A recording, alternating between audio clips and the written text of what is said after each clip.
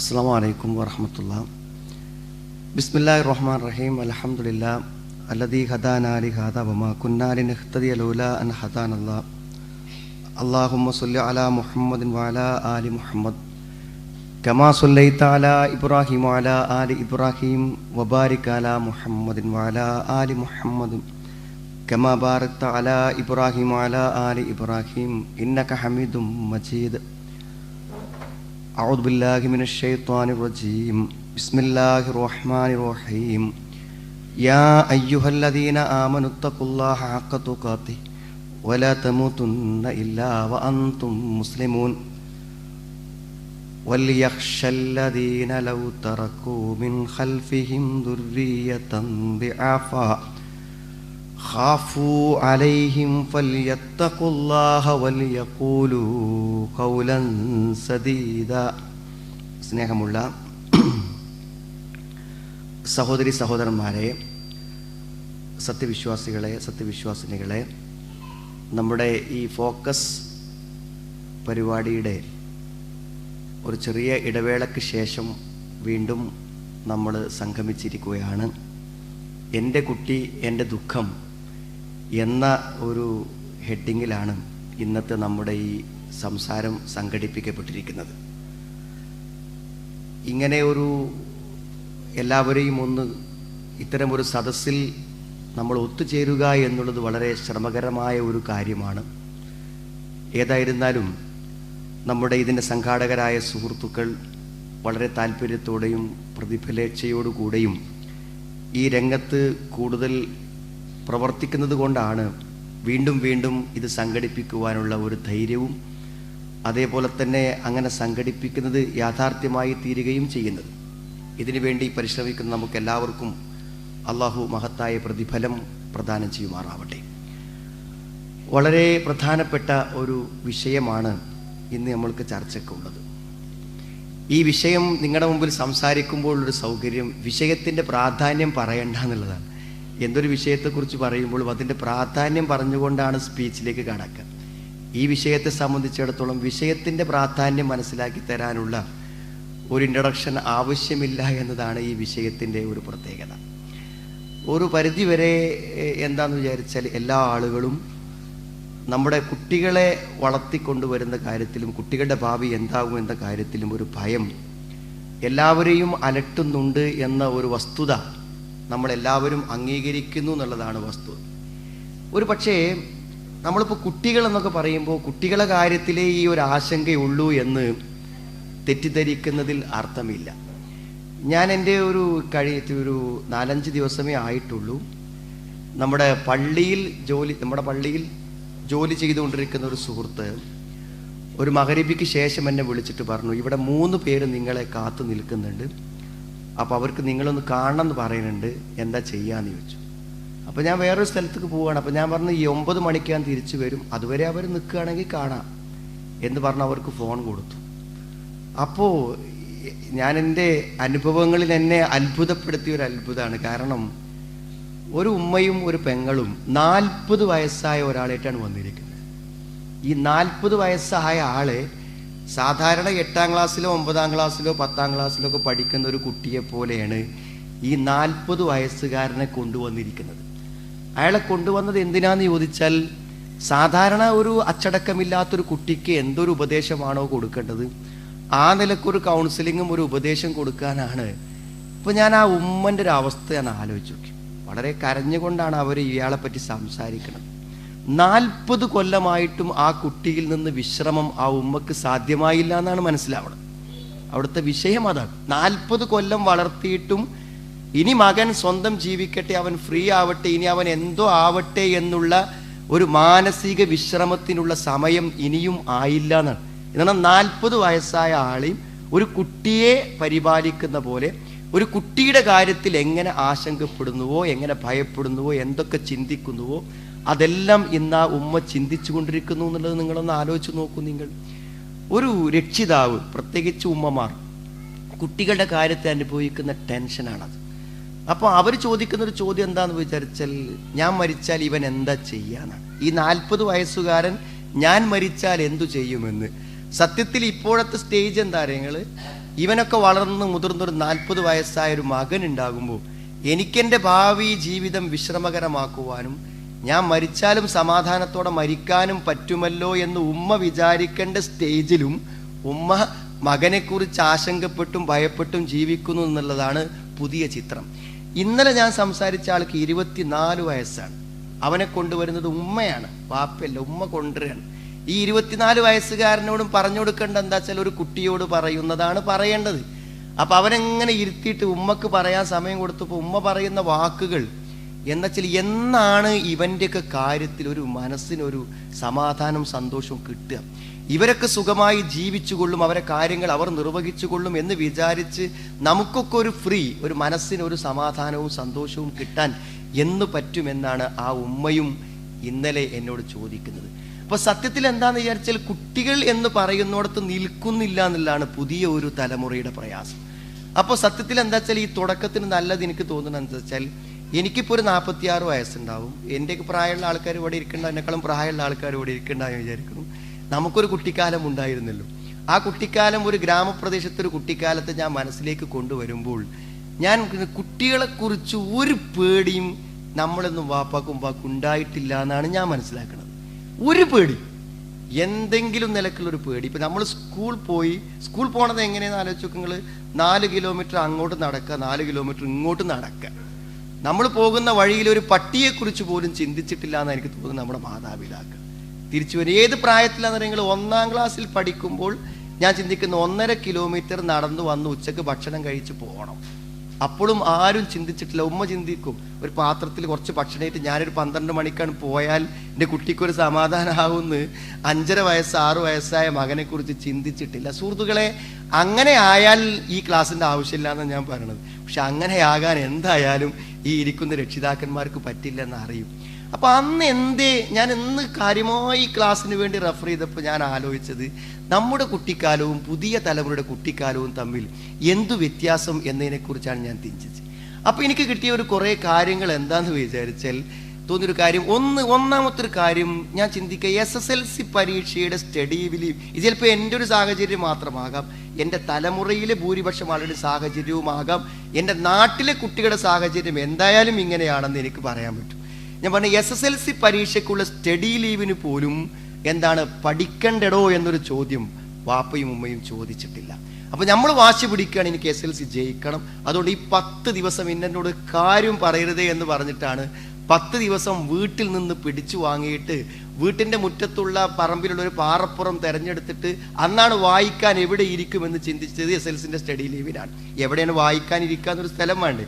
സ്കൂളിലെ 10 കൊല്ലത്തെ പഠനത്തിന് ശേഷം വായിക്കാനിരിക്കാൻ ഒരു ടേബിൾ കണ്ടെത്തിയത് നമ്മുടെ പറമ്പിലെ ഒരു പാറപ്പുറമാണ്. അവിടെ ഇരുന്നിട്ടാണ് എന്ത് ചെയ്തത്, SSLCക്ക് വേണ്ടി വായിച്ചത്. ആ 10 ദിവസത്തെ പഠനത്തിൻ്റെ ഫലമായി കിട്ടിയ മാർക്കാണ് ഒരു പക്ഷേ ഇന്നത്തെ ഭാവിയിലെ അവസ്ഥക്ക് കാരണമെന്ന് ഞാൻ വിശ്വസിക്കുന്നു.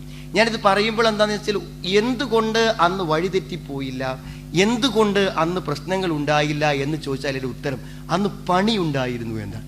നിങ്ങൾ ആലോചിക്കുക, നിങ്ങളുടെയൊക്കെ കുട്ടികൾക്ക് ഈ 10 വയസ്സ് 9 വയസ്സ് 8 വയസ്സ് 12 വയസ്സൊക്കെ ഉള്ള കുട്ടികൾക്ക് എന്തൊക്കെ ചെയ്യാൻ പറ്റുന്ന നിങ്ങൾ, നമ്മൾ ഭക്ഷണം കൊടുത്ത് വളർത്തുന്ന ഈ കുട്ടികൾക്ക് എന്തൊക്കെ ചെയ്യാം. അവരുടെ ക്രിയേറ്റിവിറ്റി, പ്രവർത്തനക്ഷമത അത് ഭയങ്കരമാണ്. പക്ഷെ എന്താ ഒന്നും പ്രവർത്തിക്കാല്ല, ഒന്നും ചെയ്യല്ല. അപ്പൊ നമ്മൾ കാര്യമായിട്ട് അവർക്ക് കൊടുത്ത വർക്ക് എന്താ പറയുക, പഠിക്കുക എന്നുള്ളത്. പഠിക്കാൻ അവർക്ക് ഇഷ്ടമല്ല. ഞാൻ പഠിക്കാൻ ഇഷ്ടമില്ലാത്ത പഠിക്കുക എന്ന ഒരു ജോലിയാണ് നമ്മൾ യഥാർത്ഥത്തിൽ കൊടുത്തിരിക്കുന്നത്. അത് അവർക്ക് ഇഷ്ടമില്ലാത്ത പണിയാണ്. പിന്നെന്ത് പണിയാ? തിന്നുക, ഭക്ഷണം കഴിക്കുക, അല്ലാതെ വേറെന്തോ ഒരു ജോലിയില്ല. അപ്പൊ ഞാൻ പറഞ്ഞ സുഹൃത്തുക്കൾ, നിങ്ങൾക്ക് അറിയോ 6 വയസ്സ് 6.5 വയസ്സായ കുട്ടികളാണ് എന്ത് ചെയ്യണത്, നിങ്ങൾ വിശുദ്ധ ഖുർആൻ 30 ജുസുവും മനഃപ്പാടമാക്കുന്നു. ഒരു കുട്ടിയുടെ മെമ്മറിയെക്കുറിച്ച് വലിയ ശാസ്ത്രമൊന്നും പറയണ്ട, നമുക്ക് ലളിതമായി മനസ്സിലാക്കാൻ പറ്റുന്ന ഒരു കാര്യം പറയണത്, 6 വയസ്സായ ഒരു കുട്ടി 6.5 വയസ്സായ ഒരു കുട്ടി എന്ത് ചെയ്യുന്നു പറയാൻ, നിങ്ങൾ ശരിക്കും 30 ജുസ് കാണാതെ പഠിക്കുകയാണ്. എങ്ങനെ ഇപ്പൊ പഠിക്കല്? ആ കുട്ടി 3 മണിക്കൂർ 4 മണിക്കൂറൊക്കെ ഇങ്ങനെ ഇരിക്കുകയാണ്. ഇത് ആ കാലും അങ്ങനെ ഇരുന്ന് ആടിയിട്ട് എഴുന്നേറ്റ് പോകാതെ, സൈക്കിള് ചവിട്ടാതെ, ഗെയിം കളിക്കാതെ ആ കുട്ടി ഇരുന്ന് പഠിച്ചിട്ടാണ് 30 ജുസ് മനഃപ്പാടമാക്കുന്നത്. അവൻ്റെ ഒരു പരിശ്രമത്തിൻ്റെ ഒരു ശക്തി നിങ്ങൾ ആലോചിച്ച് നോക്കൂ. നിങ്ങൾ പണ്ട് കാലത്തൊക്കെ ചെറുപ്പത്തിലൊക്കെ എനിക്കറിയാൻ പറ്റും, ഈ 10 വയസ്സും 12 വയസ്സായ കുട്ടിൻ്റെ കയ്യിൽ നല്ലൊരു പശുവിനെയോ പോത്തിനെയോ കൊടുത്താൽ ഭംഗിയായി അതിനെ പരിചരിച്ച് വൈകുന്നേരം വീട്ടിലെത്തിക്കും. വീട്ടിലത്തെ ഒരു ജോലി മുഴുവനും ചെയ്യും. അപ്പം ഞാൻ പറഞ്ഞു, പണ്ടുള്ളവർ വീട്ടുജോലികളെങ്കിലും കുട്ടികൾക്ക് നൽകിയിരുന്നു. ഇന്നൊരു പണിയില്ല. അപ്പം എന്താ, നമ്മളെ കുട്ടികൾ സ്വന്തം എന്തെങ്കിലും പണി കണ്ടെത്തും. അതാണ് ഇന്ന് നമ്മൾ അനുഭവിക്കുന്ന ഏറ്റവും വലിയ പ്രശ്നം. കുട്ടികൾ പണി കണ്ടെത്തും. കുട്ടികൾക്ക് വെറുതെ ഇരിക്കാൻ പറ്റൂല. കുട്ടികൾക്ക് ഭക്ഷണം കഴിച്ച് അവിടെ കാര്യങ്ങൾ കഴിഞ്ഞാൽ അവർക്ക് വെറുതെ ഇരിക്കാൻ പറ്റൂല. അവിടെ അവർക്ക് എന്തെങ്കിലും ചെയ്യണം. അവരെന്തു ചെയ്യണം എന്ന് നിർണയിച്ചു കൊടുക്കാൻ ഒരു രക്ഷിതാവായ നമുക്ക് പറ്റാതെ വന്നാൽ അവർ ജോലി കണ്ടെത്തും. അവർ കണ്ടെത്തുന്ന ജോലി നമുക്കൊരിക്കലും താല്പര്യമില്ലാത്ത ജോലി ആയിരിക്കും. എന്ത് ജോലി കണ്ടെത്തിയാലും എന്താ അറിയോ, അവർ മാക്സിമം ഊർജം ആ ജോലിയിൽ ചെലവഴിക്കും. അവരെ ബുദ്ധിശക്തിയും എല്ലാം അതിലവർ ചെലവഴിക്കും. അതിലവർ ചെലവഴിക്കാൻ തുടങ്ങിയാൽ പിന്നെ നമ്മൾ എന്ത് ചെയ്തിട്ടും ഒരു പ്രയോജനം ഉണ്ടാവില്ല. എനിക്ക് തോന്നുന്നത് പഴയ കാലത്തെ ചെറുപ്പം വഴിതെറ്റിപ്പോകാതിരിക്കാൻ കാരണം അവർക്ക് പണിയുണ്ടായിരുന്നു. അവർക്ക് ജീവിതത്തിൽ വലിയ സ്വപ്നങ്ങളില്ല. വലിയ സ്വപ്നങ്ങൾ ഇന്നിപ്പോൾ നമ്മുടെയൊക്കെ ചെറിയൊരു കുട്ടിയുടെ മനസ്സിൽ പോലുമുള്ള സ്വപ്നങ്ങൾ ഒരു പക്ഷേ നമുക്ക് പോലും ചിന്തിക്കാൻ പറ്റാത്ത സ്വപ്നങ്ങളാണ്. അന്ന് സ്വപ്നങ്ങളില്ല. കാരണം ടി വി ഇല്ല, അല്ലെങ്കിൽ ആരുമായിട്ടെങ്കിലും ഇത് ഷെയർ ചെയ്യാല്ല, മൊബൈൽ ഫോണില്ല. ഇപ്പോൾ വലിയ സ്വപ്നങ്ങളില്ല, നല്ല സ്വപ്നങ്ങൾ. ആ സ്വപ്നങ്ങൾ സാക്ഷാത്കരിക്കാത്ത നിരാശ, ഒരു കാര്യമായൊരു ജോലി മാനസിക സന്തോഷത്തിന് ചെയ്യാനില്ലാത്ത ഒരവസ്ഥ, ഒരു പ്രത്യേകമായൊരു അവസ്ഥയിലാണ് നമ്മുടെ കുട്ടികൾ ഇന്ന് ജീവിച്ചു കൊണ്ടിരിക്കുന്നത്. അതുകൊണ്ട് നമ്മൾ വെറുതെ ഭയപ്പെട്ടിട്ടോ വെറുതെ ബേജാറായിട്ടോ ഒരു കാര്യവും നമുക്കില്ല. ആദ്യം എനിക്ക് പറയാനുള്ളത്, ഞാൻ കുറച്ച് പോയിന്റുകൾ രേഖപ്പെടുത്തിയിട്ടുണ്ട്. ആ ഹെഡിങ് മാത്രം നിങ്ങളൊന്ന് ഓർത്ത് വെച്ച് നിങ്ങളൊരു പരീക്ഷണം നടത്തണം നാളെ മുതൽ നിങ്ങളുടെ കുട്ടികളിൽ. എന്താണ് എനിക്ക് നിങ്ങളോട് വിനയപൂർവ്വം പറയാനുള്ളത്? ഒന്നാമത്തൊരു കാര്യം, നിങ്ങൾ കുട്ടികളെ പറ്റി വല്ലാതെ പേടിക്കരുത്, ബേജാറാകരുത്. പ്രത്യേകിച്ച് ഞാൻ എൻ്റെ സഹോദരിമാരോട് പറയാണ്, കുട്ടികളെ പറ്റി നിങ്ങൾ വെറുതെ ബേജാറാകരുത്. നിങ്ങളുടെ ആശങ്കയാണ് നിങ്ങളുടെ കുട്ടികൾക്ക് വലിയ പ്രതിസന്ധിയായി വരുന്നത്. നമ്മുടെ മനസ്സിലുള്ള ആശങ്ക നമ്മുടെ കുട്ടികൾക്ക് വലിയ പ്രതിസന്ധി സൃഷ്ടിക്കുന്നതാണ്. ഒരു സുഹൃത്ത് എന്നോട് പറഞ്ഞൊരു കാര്യം ഞാൻ ഓർക്കുന്നു. അദ്ദേഹം കുട്ടീനെ സ്കൂളിൽ നിന്ന് മാറ്റി, ഒരു സ്കൂളിൽ നിന്ന് വേറെ സ്കൂൾക്ക് മാറ്റി. അപ്പോൾ ഞാൻ എന്താ മാറ്റാൻ കാരണം എന്ന് വെച്ചു. അപ്പോൾ ആ സ്കൂളത്തെ ആൾക്കാർക്ക് എന്താ വെച്ചാൽ കുട്ടികളെ പഠിപ്പിച്ചേ മതിയാവൂ എന്നാണ് വാശി. ഞാൻ പറഞ്ഞു, എൻ്റെ കുട്ടീനെ അങ്ങനെ പഠിപ്പിക്കേണ്ട. ഞാൻ പറഞ്ഞു, എൻ്റെ കുട്ടികൾ പഠിപ്പിക്കേണ്ട. എൻ്റെ കുട്ടി തോൽക്കുന്നതിലോ എൻ്റെ കുട്ടിക്ക് മാർക്ക് കുറയുന്നതിലോ എനിക്ക് പരാതിയില്ല. എനിക്ക് നിങ്ങൾ രജിസ്റ്ററിലെ എണ്ണം വെച്ചിട്ട് 100% തേക്കാനാണെങ്കിൽ നിങ്ങൾ പറഞ്ഞ രജിസ്റ്റർ ചേർക്കാതെ പഠിപ്പിച്ചോളി, അതിനെനിക്ക് പ്രശ്നമല്ല. ഞാൻ പറഞ്ഞു, 5ാം ക്ലാസ്സിൽ എത്തിയപ്പോൾ ഞാൻ എൻ്റെ കുട്ടിനെ അങ്ങനെ ഒരു സ്വാതന്ത്ര്യം കൊടുത്തു. ഇന്ന് ഞാൻ നിങ്ങളോട് പറയുന്നു, ആ സ്കൂളിലെ ഏറ്റവും നല്ല പഠിക്കുന്ന കുട്ടി എൻ്റെ കുട്ടിയാണെന്ന്. ഇത് ഞാൻ നിങ്ങളോട് പറയാൻ കഥയുണ്ടാക്കിയതല്ല. ഒരു സുഹൃത്ത് അതിൻ്റെ കുട്ടിയെ പറ്റി എന്നോട് ഷെയർ ചെയ്തതാണ്. ഞാൻ പറയാം, എന്താ സുഹൃത്തുക്കളെ അങ്ങനെ ചെയ്യണേന്? ആ കുട്ടിക്ക് പൂർണ്ണ സ്വാതന്ത്ര്യം കൊടുത്തു. ഇനി ഒരു കുട്ടി അങ്ങനെ പഠിച്ചില്ലെങ്കിൽ എന്താ സംഭവിക്കും ഇവിടെ? ഞാൻ കുട്ടികളെ പഠിപ്പിക്കണമെന്ന് പറയാനോ നല്ല സ്കൂളിൽ ചേർക്കണോ ഒന്നും പറയാനല്ലത്. ഒരു കുട്ടി അങ്ങനെ പഠിച്ചില്ലെങ്കിൽ എവിടെ എന്താ സംഭവിക്കാം? എൻ്റെ കോളേജിൽ നിന്ന് ഒരു പ്രൊഫസറായിട്ടുള്ള എൻ്റെ ഒരു അധ്യാപകൻ, സീനിയർ അധ്യാപകൻ ഈ മാർച്ചിൽ റിട്ടയർഡ് ആവുന്നുണ്ട്. അയാൾ ഓരോ കമൻറ്റുകൾ സ്റ്റാഫ് റൂം എന്ന് പറയും. അയാളുടെ കമൻറ്റുകളിൽ ഏറ്റവും ഞാൻ ഓർക്കുന്നൊരു കമൻറ്റ് എന്താ അറിയോ? കുട്ടികളുടെ പഠനത്തെക്കുറിച്ചും ക്ലാസ്സിൽ നല്ലോണം പഠിക്കുന്ന കുട്ടികളെക്കുറിച്ചും ഞങ്ങൾ സ്റ്റാഫ് റൂമിൽ ഇങ്ങനെ കോളേജ് ചർച്ച ചെയ്തപ്പോൾ അയാൾ പറഞ്ഞു, കുട്ടികൾ നല്ലോണം പഠിച്ചാൽ മാഷാവും, പഠിച്ചില്ലെങ്കിലോ അവൻ വലിയ ബിസിനസ്സുകാരനാവും, അതേപോലെ തന്നെ ചിലപ്പോൾ വലിയ സിവിൽ സർവീസ് ഓഫീസറാവും. ഞങ്ങൾക്ക് പറഞ്ഞിട്ട് അയാൾ ഞങ്ങളെ കോളേജിൽ നിന്ന് പോയ കുട്ടികളുടെ ചരിത്രം ഓരോന്നിങ്ങനെ പറഞ്ഞു. അയാളിപ്പോൾ 33 കൊല്ലത്തെ സർവീസ് കഴിഞ്ഞ് പുറത്തിറങ്ങാണ്. കുട്ടി നല്ല, അപ്പം ഞങ്ങളെ കോളേജ് കേട്ടോ, ഞാനൊരു പ്രൊഫഷണൽ സ്ഥാപനത്തിൽ വേണത്, ഞങ്ങളുടെ ഒരു കോളേജിലെ പരിപാടിയാണ് വേണ്ടത്. അവിടുന്ന് ഞങ്ങൾ പരിശോധിച്ച് നോക്കുമ്പോൾ ഏറ്റവും ടോപ്പ് ആളുകൾ പോയാലൊക്കെ ഇന്ന് സ്കൂളിൽ മാഷന്മാരാണ്. എന്നാൽ ഞങ്ങളുടെ കോളേജിൽ സിവിൽ സർവീസിൽ അഡ്മിഷൻ കിട്ടിയ ആളുണ്ട്, അവൻ ആ ക്ലാസ്സിലെ ഏറ്റവും പഠനം കുറഞ്ഞ ആളായിരുന്നു. നിങ്ങളൊരു പക്ഷെ ഇത് വിശ്വസിക്കൂല. ഞങ്ങൾ അനുഭവം വെച്ച് ഒരു അധ്യാപകൻ നിലയ്ക്ക് ഒരു 20 കൊല്ലത്തെ പരിചയം എനിക്കുണ്ട്. ഞാൻ പറഞ്ഞു, കുട്ടികളെ വെറുതെ സുഹൃത്തുക്കളെ നിങ്ങൾ ടെൻഷൻ അടുപ്പിക്കല്ല, ഒന്നും സംഭവിക്കൂല. ഇപ്പം തരൂ, പിന്നെ ഡൽഹിയിലൊരു ഓപ്പൺ എക്സാം ഉണ്ട് SSLCൻ്റെ. ഒരു പിന്നെ 8ാം ക്ലാസ്സിലത്തെ TC പോലും ഇല്ലെങ്കിലും കുട്ടിക്ക് പരീക്ഷ എഴുതാൻ പറ്റും ഈ ലോകത്ത്. ഇതിലാകെ ഇംഗ്ലീഷിലൊരു നോളജും അടിസ്ഥാനപരമായ വിവരവും ആവശ്യമുള്ളൂ. ഞാൻ നിങ്ങളെ കുട്ടികളെ പഠിപ്പിക്കാതിരിക്കാനാണെന്ന് ഈ പ്രൊഫഷണൽസായ ആളുകൾ എൻ്റെ സംസാരത്തെ തെറ്റിദ്ധരിക്കും. പഠിച്ചില്ലേ എന്ന് ചോദിച്ചിട്ട് എന്ത് ചെയ്യരുത്, ഈ കുട്ടികളെ വെറുതെ ടെൻഷൻ അടുപ്പിക്കരുത്. ഒരു കാര്യം അതിലില്ല എന്നാണ് ഞാൻ മനസ്സിലാക്കുന്നത്. അതുകൊണ്ട് എന്താ വെച്ചാൽ അവർക്ക് നിങ്ങൾ സ്വാതന്ത്ര്യം കൊടുക്കുക. വളരെ റിലാക്സ് ചെയ്ത് പഠിക്കുവാനുള്ള എല്ലാ സൗകര്യങ്ങളും കൊടുക്കുക, അവർക്ക് നല്ല പ്രോത്സാഹനങ്ങൾ കൊടുക്കുക, അവിടെ ഭാഷയും അവിടെ കഴിവും പുരോഗതിപ്പെടാൻ ആവശ്യമായിട്ടുള്ള നല്ല സംവിധാനങ്ങളും സാഹചര്യങ്ങളും വളരെ ബുദ്ധിപരമായി ഏർപ്പെടുത്തി കൊടുക്കുക. ഞാൻ പറഞ്ഞ ഒരു കുട്ടിനെ ബുദ്ധിമുട്ടിക്കരുത്, ഞാൻ പറഞ്ഞ ഡിസ്റ്റർബ് ചെയ്യരുത്. ഇത് നിങ്ങളിലേക്കൊന്ന് വെച്ച് നോക്കൂ. നിങ്ങൾ ഈ ആളുകൾ വന്നിട്ട് വെറുതെ നമ്മളെ പിന്നാലെ കൂടി ഓരോ കാര്യങ്ങൾ ഇങ്ങനെ പറഞ്ഞ് നമ്മളെ ബുദ്ധിമുട്ടിച്ചാൽ ആർക്കാണത് ഉൾക്കൊള്ളാൻ പറ്റുക? പ്രത്യേകിച്ച് കളിച്ച് ചിരിച്ച് വളരെ സന്തോഷത്തോടു കൂടെ ജീവിക്കേണ്ട ഒരു പ്രായത്തിൽ വെറുതെ ബുദ്ധിമുട്ടിച്ചുകൊണ്ടിരിക്കുന്ന ഒരു അവസ്ഥാവിശേഷം വേണ്ടെന്ന് ഞാൻ പറഞ്ഞു. കുട്ടികൾ പഠിക്കട്ടെ, അവർ സ്വാതന്ത്ര്യത്തോടെ പഠിക്കട്ടെ. ഞാനിങ്ങനെ ചിന്തിക്കും, എന്തപ്പോ ഒരാൾക്ക് 4 ആൺകുട്ടികളുണ്ടെന്ന് വിചാരിക്കും നിങ്ങൾ. ഒരാൺകുട്ടി ഡോക്ടറായി, ഒരാൺകുട്ടി എന്താ ഒരു ബിസിനസ്സുകാരനായി, ഒരാൺകുട്ടി നല്ലൊരു മതപണ്ഡിതനായി, അല്ലേ? ഒരാൺകുട്ടി എന്തായി ഒരു വേറെന്തെങ്കിലും ഒരു കാര്യത്തിലായി. എന്താ അങ്ങനെയാണ്? ഇനി ഈ 4 ആളും ഡോക്ടറായേ പറ്റൂന്ന് എന്തിനാണ് ഈ രക്ഷിതാവ് വാശി പിടിക്കുന്നത്? ഞാൻ പറഞ്ഞു എന്തൊരു വൈവിധ്യമുണ്ട്. അപ്പോൾ രക്ഷിതാക്കന്മാർക്ക് തോന്നുക നമ്മളെ കുട്ടികളെ ഒരാൾക്ക് ഇൻട്രൊഡ്യൂസ് ചെയ്ത് കൊടുക്കുമ്പോൾ എന്താ മക്കള് ഒരുത്തൻ ബിസിനസ്, അവൻ ബിസിനസ്സാ എന്തൊരുത്തൻ ചോദിച്ചാൽ നമ്മൾ അഭിമാനത്തോടെ നിൽക്കണം. ചോദ്യത്തിന് മുന്നിൽ നമ്മൾ പതറരുത്. ഓൻ ബിസിനസ്സുകാരനാണ്, നല്ല ബിസിനസ്സാണ്, ഈ ടൗണിൽ ഏറ്റവും നല്ല, ഞാൻ കുറച്ച് പൈസ അവന് നൽകി അത് ഇൻവെസ്റ്റ് ചെയ്ത് വളരെ ഭംഗിയായിട്ട് കൊണ്ടുപോകുന്നു. സുഹൃത്തുക്കളെ, ഒരു സംശയ കാര്യത്തിൽ വേണ്ട. ഞാൻ പറഞ്ഞൊരു ഹോസ്പിറ്റൽ നടത്തുന്ന ഒരാൾ ബിസിനസ്സുകാരനാണ്, അവിടെ ജോലി ചെയ്യുന്ന പ്രൊഫഷണൽസൊക്കെ അയാളെ കീഴിലെ ഉദ്യോഗസ്ഥന്മാരാണ്. ഞാൻ ആരെയും മോശമാക്കാൻ പറയില്ല. ബിസിനസ് മോശമാണെന്ന് ആരുടെയെങ്കിലും മനസ്സിലുണ്ടെങ്കിൽ അല്ലെന്ന് സമർത്ഥിക്കാൻ വേണ്ടി മാത്രം ഞാൻ പറയണത്. എല്ലാ കാര്യത്തിലും അങ്ങനെ. ഒരാൾ മതപണ്ഡിതനായി, എന്തിനും പ്രശ്നമുണ്ടോ? ഒന്നുമില്ല. ആ വൈവിധ്യങ്ങളെ പിടിച്ചു കെട്ടുന്നവർ, ആ വൈവിധ്യത്തിന്റെ സ്വാതന്ത്ര്യങ്ങളെ തടഞ്ഞു വെക്കുന്നവർ, അവരാണ് കുട്ടികളെ നശിപ്പിക്കുന്ന ആളുകൾ. എന്നെപ്പോലെ ഒരാളിൽ, എൻ്റെ വാപ്പൻ്റെ 8 മക്കളിൽ എന്നെപ്പോലെ ഒരാളില്ല.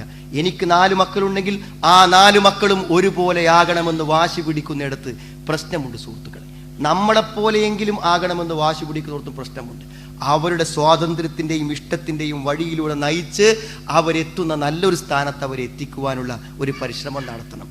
ഇതോടുകൂടെ എന്താ, നമ്മൾ കുട്ടികൾ ഫ്രീ ആയി, ഭൗതികമായ കാര്യങ്ങളിൽ ഫ്രീ ആയി. കാരണം 10ാം ക്ലാസ് വരെ പഠനത്തിൻ്റെ അപ്പുറത്തേക്ക് ഭൗതികമായ ഒരു നിർബന്ധവും കുട്ടികളിൽ ആരും ചെലുത്താറില്ല എന്നുള്ളതാണ്. അതിലൊരു സ്വാതന്ത്ര്യം കിട്ടിയത്. പിന്നെ മതപരമായ കാര്യമാണ്. അതും ഇന്ന് നിങ്ങളെപ്പോലെയൊക്കെ ഇത്തരം ക്ലാസ്സുകളിലൊക്കെ അറ്റൻഡ് ചെയ്യുന്ന ഇത്തരം നല്ല കാര്യങ്ങളിൽ വരുന്ന ആളുകളെ സംബന്ധിച്ചിടത്തോളം മക്കൾ മതപരമായി വളരുന്ന കാര്യത്തിൽ ഒരു ആശങ്ക സ്വാഭാവികമായും നമ്മുടെ കാര്യത്തിലുണ്ടായിരിക്കും. അപ്പോൾ അങ്ങനത്തെ ആളുകളെ സംബന്ധിച്ചിടത്തോളം ഞാൻ പറഞ്ഞത്, ആ ആശങ്കയെ ഞാൻ കുറ്റപ്പെടുത്തല്ല, പക്ഷെ ആ ആശങ്കയിലും നമുക്ക് പറയാനുള്ള ചില കാര്യങ്ങളുണ്ട്. എനിക്ക് ഇന്ന് ഓർമ്മയുണ്ട്, കഴിഞ്ഞൊരു ദിവസം ജുമാക്ക് വന്നിരുന്ന ഒരു സഹോദരി, അവരെന്താ വെച്ചാൽ അവരുടെ ഒരു ബ്രദർ ഒരു റെക്കമെൻഡേഷൻ നിലയിലേക്കൊക്കെ വന്ന് എന്നോട് സംസാരിച്ച് എന്താണെന്ന് വെച്ചാൽ എൻ്റെ കുട്ടികളോടൊന്ന് സംസാരിക്കണം. അപ്പോൾ ഞാൻ പറഞ്ഞു എന്താണ് കുട്ടികളോട് ഞാൻ പറഞ്ഞു, നിങ്ങൾ ഈ കുട്ടികളോട് ഇങ്ങനെ വേറുള്ളവരെ കൊണ്ട് സംസാരിപ്പിക്കാതിരിക്കുകയാണ് നല്ലത്. അപ്പോൾ അതിന് ഞാൻ കാരണം പറഞ്ഞതെന്താ വെച്ചാൽ, ഒരു കുട്ടിനെ നമ്മളിപ്പോൾ ഇങ്ങനെ ഒരു പ്രത്യേകിച്ച് ഒരു സൈക്കോളജിസ്റ്റിനൊക്കെ ബോർഡൊക്കെ വെച്ച ഒരാളെ സ്ഥലത്ത് നമ്മളിങ്ങനെ കൊണ്ടുപോകുമ്പോൾ ആ കുട്ടിൻ്റെ ബുദ്ധി അനുസരിച്ച് ഓൻ ചിന്തിക്കും, എന്താ എനിക്കൊരു കുഴപ്പം, എന്തോന്നുണ്ടല്ലോ, അല്ലെങ്കിൽ വാപ്പ എന്നെ കൊണ്ടുപോയല്ലോ. അപ്പോൾ എന്താ വെച്ചാൽ ഈ കുഴപ്പമുണ്ട് എന്ന് ഇവൻ്റെ മനസ്സിൽ സ്ഥിരീകരിക്കുന്നത് കൊണ്ട് 2 ബുദ്ധിമുട്ടുകൾ നമുക്ക് സംഭവിക്കാണ്ട്. ഒരു ബുദ്ധിമുട്ട് എന്താണെന്ന് വിചാരിച്ചാൽ, ഈ കുട്ടിക്ക് ഒരു എക്സ്ക്യൂസാണ്. എനിക്ക് എന്തോ കുഴപ്പമുണ്ടതിലൊരു എക്സ്ക്യൂസ് അവൻ എവിടെയും കണ്ടെത്തും. അത് കൗൺസിലിംഗ് ചെയ്ത കുട്ടികളിൽ ഒക്കെ കാണുന്നൊരു കോമൺ കാര്യമാണ് ഇവിടെ ഞാൻ പറഞ്ഞത്, ഒരു എക്സ്ക്യൂസാണ്. രണ്ടാമത്തൊരു കാര്യം എന്താണെന്ന് വിചാരിച്ചാൽ നമ്മൾ മനസ്സിലാക്കുന്നത്, രണ്ടാമത് ഇവർക്ക് ഇത് ഇങ്ങനെ ഉണ്ട് എന്ന് തോന്നിക്കഴിയുമ്പോൾ ഒരു അപകർഷത ഉണ്ടായിരിക്കും. അവർക്ക് ഒരു മത്സരിക്കാനും മുന്നോട്ട് പോകാനും ഉള്ളൊരു ആത്മധൈര്യം അവർക്ക് നഷ്ടപ്പെട്ടു പോകും. അപ്പോൾ ഞാൻ ആ സഹോദരി പറഞ്ഞു, കുട്ടികൾക്ക് എത്രയാണ് പ്രായം? ഒരു കുട്ടി 6ാം ക്ലാസ്സിൽ, ഒരു കുട്ടി 7ാം ക്ലാസ്സിൽ. ഞാൻ പറഞ്ഞു എന്താണ് ഇപ്പോൾ അവർക്ക് കുഴപ്പം എന്തെന്ന് ചോദിക്കുമ്പോൾ അവരോട് പറയണ്ടേ, ആൻസർ ഒറ്റയടിക്കന് പറയണ്ടേ. ഒരു കൗൺസിലിംഗ് ചെയ്യാൻ മാത്രമൊക്കെ പ്രശ്നം ഉണ്ടെങ്കിൽ അതിന് പറയാൻ കിട്ടണ്ടേ, പറയാനൊന്നും കിട്ടുന്നില്ല. ചോദിക്കും എന്താ സുഹൃത്തുക്കൾ, നിസ്കരിക്കാനൊക്കെ ഒരു മടിയാണ്, ഉണ്ടാവൂലേ? നിസ്കരിക്കാനൊരു മടി 6ാം ക്ലാസ്സുകാരനുണ്ടാകും, 5ാം ക്ലാസ്സുകാരനുണ്ടാകും. ഞാൻ പറഞ്ഞ മതപരമായ കാര്യങ്ങളിൽ കണിശത വേണ്ടെന്നല്ല പറഞ്ഞതിൻ്റെ ചുരുക്കം. പക്ഷെ ഒരു കുട്ടി നേരാകാൻ ഒരു പ്രയാസമില്ല. ഞാൻ അത്ഭുതത്തോടുകൂടെ പറയും, ഞങ്ങൾ ഈ ഗൾഫിൽ കഴിഞ്ഞ് ഞാൻ വിസിറ്റ് സൗദി പോണ സമയത്ത് അവിടെ നിന്ന് പല ക്ലാസ്സുകൾ എടുത്തപ്പോൾ ഈ ചെറിയ കുട്ടികൾക്ക് വേണ്ടി ഒരു ക്ലാസ്, 6ാം ക്ലാസ് 5ാം ക്ലാസ് 5-6 വയസ്സുള്ള കുട്ടികൾക്ക് വേണ്ടി ബട്ടർഫ്ലൈസ് എന്ന് പറഞ്ഞിട്ട് അവർക്കൊരു ക്ലാസ്. പിന്നെ ആ ക്ലാസ് എടുത്ത് കഴിഞ്ഞ് അവിടെ നിന്ന് എന്താ വെച്ചാൽ ഭക്ഷണത്തിന് വേണ്ടി പോകുന്നത് ആ ക്ലാസ്സിൽ പങ്കെടുത്ത ഒരു കുട്ടിയുടെ വീട്ടിലേക്കാണ്. അപ്പോൾ ഞാൻ വീട്ടിലെത്തി ഭക്ഷണത്തിന് വേണ്ടി ഇരിക്കുമ്പോൾ ഈ കുട്ടി എന്താ ചെയ്യണേ നിങ്ങൾ, നമ്മളുടെ ബട്ടർഫ്ലൈസിൽ ഞാൻ മാത്രമേ ക്ലാസ് എടുത്തിട്ടുള്ളൂ, ഞാൻ 1.5 മണിക്കൂർ എടുത്ത ക്ലാസിൻ്റെ സമ്മറി ഈ 5 വയസ്സായ കുട്ടി ഉമ്മാനോട് പറയാൻ, നമ്മൾ കേൾക്കുകയാണ് നേരിട്ട്. അപ്പൊ എൻ്റെ ഒരു അത്ഭുതം എന്താ വെച്ചാൽ, ഞാനല്ലേ ക്ലാസ് എടുത്താണ്, ഞാൻ എന്താ പറഞ്ഞതെന്ന് എനിക്കറിയാലോ. ഞാൻ പറഞ്ഞത് ഈ ഇരിക്കുന്ന നിങ്ങൾക്ക് പോലും ഉൾക്കൊള്ളാൻ പറ്റാത്ത രൂപത്തിൽ ആ കുട്ടി മനസ്സിലാക്കി ഓർത്തു വെച്ച് ഉമ്മനോട് വന്ന് പറയാന്ന് പറഞ്ഞാൽ അവർക്ക് മനസ്സിലാക്കാനും ഉൾക്കൊള്ളാനുമുള്ള കഴിവ് എത്രയാണ്. ഒരു പക്ഷേ ഞാൻ പഠനം വെച്ചാൽ നമ്മുടെ കുട്ടികളെ നമുക്ക് എന്തും ബോധ്യപ്പെടുത്തി കൊടുക്കാൻ പറ്റും. ബോധ്യപ്പെടുത്തി കൊടുക്കുക എന്നുള്ളതിൽ കവിഞ്ഞ് നമ്മൾ അവരെ മതപരമായ കാര്യങ്ങളിൽ അവരുടെ കണിശതയില്ലായ്മയോ താല്പര്യക്കുറവിൻ്റെയോ പിന്നാലെ അവരെ ചീത്ത പറഞ്ഞും കുറ്റപ്പെടുത്തിയും കൂടെ നടക്കുന്നത് കൊണ്ട് ഒരു കാര്യമില്ല. ഞാൻ പറഞ്ഞു ബോധ്യപ്പെട്ടാൽ മാറും എന്നതിന് ഒരു ഉദാഹരണം കൂടെ ഞാൻ അനുഭവത്തിൽ നിന്ന് ഞാൻ നിങ്ങളോട് പറയാം. എന്താണ് ഉദാഹരണം എന്ന് വെച്ചാൽ, ഞാൻ കോഴിക്കോട് ഞാനൊരു പ്രീ മെരിറ്റൽ കൗൺസിലിംഗ് ക്ലാസ്സിൽ അറ്റൻഡ് ചെയ്തു, ഞാനും എൻ്റെ ഒരു സുഹൃത്തും. അപ്പം ഞാൻ ഏകദേശം 100-300ഓളം കുട്ടികളുണ്ട്, ഒക്കെ പെൺകുട്ടികളാണ്. ആ പെൺകുട്ടികളോട് എന്തെന്ന് വെച്ചാൽ ഞാൻ ആ പെൺകുട്ടികളോട് ചോദിച്ചൊരു ചോദ്യം, പിന്നെ നിങ്ങളൊരു മിക്സഡ് സ്കൂളിലൊക്കെ പഠിക്കുന്നത് കൊണ്ട് നിങ്ങളുടെ കൂട്ടത്തിൽ ഈ ഇതുവരെ നിങ്ങൾ പഠിച്ചു വന്ന ക്ലാസ്സുകളിൽ നിങ്ങളുടെ കൂടെ ഉണ്ടായിരുന്ന കുട്ടികളിൽ നിന്നും ഏതെങ്കിലും ഒരാൺകുട്ടി മനസ്സിൽ സ്വാധീനിക്കപ്പെടാത്ത പെൺകുട്ടികളുണ്ടെങ്കിൽ കൈപൊന്തിക്കാൻ. ഒരൊറ്റ കുട്ടിയെ കൈപൊന്തിച്ച് 300 ചില്ലാനം ആളുകളിൽ ഒരു കുട്ടിയെ കൈപൊന്തിച്ചു. മനസ്സിലായില്ലേ? ഒരു അഫെയർ മനസ്സിൽ തോന്നാത്ത ഒരു പെൺകുട്ടി. ഞാൻ ചോദ്യം മനസ്സിലായില്ലേ എന്ന് വിചാരിച്ച ചോദ്യം വീണ്ടും വളരെ സിമ്പിളായിട്ട് ഞാൻ ഒന്നുകൂടി റിപ്പീറ്റ് ചെയ്തു. എനിക്കതാ മറുപടി കിട്ടി. അതിനുശേഷം ഞാൻ പഠിച്ച എയ്ഡഡ് സ്കൂളിലെ ഹെഡ്മാഷ് എന്നെ വിളിച്ചിട്ട് പറഞ്ഞു, ഞങ്ങൾ 8-9 ക്ലാസ്സിലെ പെൺകുട്ടികൾക്ക് വേണ്ടി ഒരു ക്ലാസ് നടത്തുന്നുണ്ട്, അപ്പോൾ ആ ക്ലാസ്സിൽ നിങ്ങൾ എന്ത് ചെയ്യണം, ഒരു ക്ലാസ് എടുക്കണം എന്ന് പറഞ്ഞപ്പോൾ ഞാൻ അവിടെ ചെന്നു. ക്ലാസ് 31 കൊല്ലത്തിന് ശേഷം ഞാൻ എൻ്റെ സ്കൂളിലേക്ക് വീണ്ടും ചെന്നതായിരുന്നു അന്ന്. അപ്പോൾ ചെന്ന് ഞാൻ അവർക്ക് ക്ലാസ് എടുത്തപ്പോൾ അവർ 8ാം ക്ലാസ്സിലും 9ാം ക്ലാസ്സിലും പഠിക്കുന്ന പെൺകുട്ടികളാണ് അവർ. ഇപ്പോൾ രാവിലെ ഒരു ക്ലാസ് കഴിഞ്ഞിരുന്നു. എൻ്റെ ക്ലാസ് നടക്കുമ്പോൾ ഞാൻ ഇതേ ക്വസ്റ്റ്യൻ റിപ്പീറ്റ് ചെയ്തു. അവരോട് ഞാൻ ചോദിച്ചു, നിങ്ങൾ ഇപ്പോൾ മിക്സഡ് സ്കൂളിലാണല്ലോ പഠിക്കുന്നത്, നിങ്ങൾ ക്ലാസ്സിൽ ആൺകുട്ടികളുണ്ട്, അപ്പോൾ നിങ്ങൾക്ക് ഇങ്ങനെ കൂടെ പഠിക്കുന്ന ഏതെങ്കിലും ഒരു ആൺകുട്ടിയോട് അങ്ങനത്തെ ഒരു പിന്നെ പ്രേമം അല്ലെങ്കിൽ ഒരു അഫെയർ തോന്നാത്ത ആളുകളുടെ കൈപൊന്തിക്കാൻ 75% കുട്ടികൾ കൈപൊന്തിച്ചു. ഭയങ്കര ആശ്വാസമായി. 75% കുട്ടികൾ എന്ത് ചെയ്തു, കൈപൊന്തിച്ചു. പക്ഷെ 25% കുട്ടികൾ കൈപൊന്തിച്ചില്ല. ഞാൻ പറഞ്ഞത് വെച്ചാൽ, അപ്പോൾ എനിക്കുള്ള സമാധാനം എന്താ, നിങ്ങൾ നേരത്തെ ഞാൻ കോഴിക്കോട് കണ്ട കുട്ടികളിൽ ബഹുഭൂരിപക്ഷം കുട്ടികളും ആരാണെന്ന് ചോദിച്ചാൽ ഏകദേശം +1+2 അതേപോലെ തന്നെ കോളേജ് തലത്തിലുള്ള കുട്ടികളാണ് ബാക്കിയുള്ള കുട്ടികളൊക്കെ. എന്നാൽ ഇവിടെയുള്ള കുട്ടികൾ എന്ന് പറഞ്ഞാൽ പിന്നെ 6ാം ക്ലാസ്സിലും 8ാം ക്ലാസ്സിലും 9ാം ക്ലാസ്സിലും പഠിക്കുന്ന കുട്ടികളാണ്. ഇപ്പൊ 8-9 എന്നുള്ള പ്രായത്തിൽ ആ കുട്ടികൾ എന്താണ്, ഇത്തരം ഒരു തിന്മയിലേക്ക് എത്തിപ്പെട്ടിട്ടില്ല. അപ്പൊ നമ്മൾ ആ ക്ലാസ് കൊടുക്കുന്നതോടുകൂടെ എന്ത് സംഭവിക്കുന്നറിയോ, ഇനി അവരുടെ ഭാവിയിലുള്ള ഒരു +1+2 ജീവിതത്തിന് സമയം വരുമ്പോഴേക്കും അത്തരം ഒരു അപകടത്തിൽ അവർ പെടാതിരിക്കും. എന്നാൽ നമ്മളെന്താ ചെയ്യേണ്ടത്, നമ്മുടെ കുട്ടികൾ ആൺകുട്ടികളും പെൺകുട്ടികളും മുതിർന്നു വരുമ്പോൾ ഇത്തരം അഫെയറുകളിൽ പെട്ടുപോകുമോ എന്ന് പേടിച്ചിങ്ങനെ ജീവിക്കുകയാണ്. നമ്മളെ പേടികൊണ്ട് വല്ല ഗുണമുണ്ടാകും. പേടി കൊണ്ട് അവർ അതിലേക്ക് പോകാനുള്ള വഴി ഒരുങ്ങും എന്നതിൽ കവിഞ്ഞ് വേറെ ഒരു പ്രയോജനവും അതുകൊണ്ട് കിട്ടൂല. പറഞ്ഞു കൊടുത്താൽ നടക്കും എന്നതിനും എനിക്ക് അനുഭവങ്ങളുണ്ട്. ഇപ്പം ഈ ഒരു അടുത്ത സമയങ്ങളിൽ ഞാൻ ഇത്തരം അഫെയർ കേസുകളിൽ സംസാരിച്ച കുട്ടികളൊക്കെ ഏകദേശം 1-1.5 മണിക്കൂർ നമ്മൾ ഇതിൻ്റെ അപകടത്തെക്കുറിച്ചും കാര്യത്തെക്കുറിച്ചൊക്കെ ബോധ്യപ്പെടുത്തി കഴിഞ്ഞാൽ അവരിങ്ങനെ മിണ്ടാതിരിക്കും, അല്ലെങ്കിൽ കരയും, പ്രത്യേകിച്ച് പെൺകുട്ടികൾ. എന്നിട്ട് അവർ പറഞ്ഞൊരു വാക്കുണ്ടെന്ന് തരും, പിന്നെ ഉസ്താദ് നിങ്ങളിപ്പോൾ ഈ പറഞ്ഞ കാര്യങ്ങളുണ്ടല്ലോ, ഈ പറഞ്ഞ കാര്യം കുറച്ച് നേരത്തെ എനിക്ക് കേൾക്കാൻ പറ്റിയിരുന്നുവെങ്കിൽ ഞാൻ വലിയ പല ദുരന്തങ്ങളിൽ നിന്നും ഞാൻ രക്ഷപ്പെടുമായിരുന്നു എന്ന് ആത്മാർത്ഥമായി. ഇപ്പം നിങ്ങൾക്ക് എന്നെ മാറ്റാൻ കഴിയൂല എന്നല്ല, നിങ്ങൾ എന്താണ് ഈ പറഞ്ഞെന്ന കാര്യം എനിക്ക് ഇത്തരം ഒരു അപകടത്തിലേക്ക് ഞാൻ എത്തുന്നതിന് മുമ്പ് നിങ്ങൾ എനിക്ക് പറഞ്ഞു തന്നിരുന്നുവെങ്കിൽ എന്ന് ആത്മാർത്ഥമായി പറഞ്ഞ കുട്ടികളുണ്ട്. ഞാൻ ഈ രക്ഷിതാക്കന്മാരോട് ഞാൻ പറയുന്നത്, പ്രിയപ്പെട്ട സുഹൃത്തുക്കളെ, നിങ്ങൾക്ക് പറ്റില്ലെങ്കിൽ നിങ്ങളുടെ കുട്ടികളെക്കുറിച്ച് നിങ്ങൾ എന്തു പേടിക്കുന്നുവോ അതിനെക്കുറിച്ചുള്ള ശരിയായ ഒരു ബോധവൽക്കരണം പ്രായത്തിനനുസരിച്ച് നൽകാൻ നമ്മൾ താല്പര്യം കാണിക്കണം. അത് വളരെ വലിയ പരിഹാരമാണ്. എനിക്ക് ഉറപ്പുണ്ട് 5 വയസ്സ് മുതൽ, കാരണം 7 വയസ്സ് വരെ ഉപദേശിക്കണം എന്ന് പറഞ്ഞാൽ ഉപദേശം മനസ്സിലാകുമെങ്കിലല്ലേ ഉപദേശിക്കാൻ ഇസ്ലാം നമ്മളോട് പറയുള്ളൂ. മനസ്സിലാകുമെന്നതാണ് ഞാൻ മനസ്സിലാക്കുന്നത്. ഇപ്പോഴത്തെ പുതിയ ഒരു സംസ്കാരത്തിൽ എന്തില്ലാരെങ്കിലും ഒരിക്കലും നമ്മുടെ കുട്ടികൾക്ക് മനസ്സിൽ കാര്യങ്ങൾ ബോധ്യപ്പെടുത്തി കൊടുക്ക വിധത്തിലുള്ള ഉത്ബോധനങ്ങളും സംസാരങ്ങളും നടക്കുന്നില്ല എന്നുള്ളത് തന്നെയാണ് ഏറ്റവും അപകടം. ഞാൻ പറഞ്ഞു, നിങ്ങൾക്ക് മുതിർന്ന പെൺകുട്ടികളുണ്ടെങ്കിൽ ഒരു 8ാം ക്ലാസ്സൊക്കെ എത്തുന്നതിന് മുമ്പ് നിങ്ങൾ എന്തായാലും അവർക്ക് ഈ ഒരു മിക്സഡ് കൾച്ചറിൽ അവർ ബന്ധപ്പെട്ട് കഴിഞ്ഞാൽ അവർക്കുണ്ടാകാവുന്ന അപകടങ്ങളെക്കുറിച്ചുള്ള നല്ല അവയർനെസ് കൊടുക്കണം. എനിക്കുള്ളൊരു വലിയ സന്തോഷം തോന്നിയത് എന്താ വെച്ചാൽ, ഇപ്പം എല്ലാ സ്ഥലങ്ങളിലും ഏറ്റവും മാർക്കറ്റുള്ള ക്ലാസ്സുകൾ ഏതാണെന്ന് വെച്ചാൽ പാരൻറ്റിങ്ങും അതേപോലെ തന്നെ പ്രീമെരിറ്റൽ കൗൺസിലിങ്ങുമാണ്. ഏറ്റവും അധികം ക്ലാസ്സുകൾക്ക് ക്ഷണം ലഭിക്കുന്ന ഒരു കാര്യമാണെന്ത്, ഇത് രണ്ടും.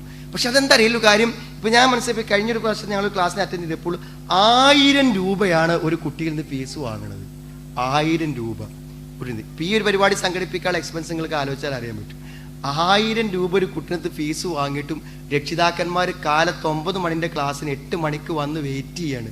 ഞാൻ പറഞ്ഞത്, അവിടുത്തെ അഡ്മിഷൻ പരിമിതമാണെങ്കിൽ റെക്കമെൻഡേഷനിലൂടെ അഡ്മിഷൻ വാങ്ങാൻ വേണ്ടി പരിശ്രമിക്കാൻ. എന്താ വെച്ചാൽ അവർക്കുള്ളൊരു കോൺഫിഡൻസ് എന്താ വെച്ചാൽ ഇത് കിട്ടിക്കഴിഞ്ഞാൽ കുട്ടികൾ മാറുന്നു. ഇപ്പം നമ്മൾ പ്രോഫ്കോൺ വരാൻ പോവുകയാണ്.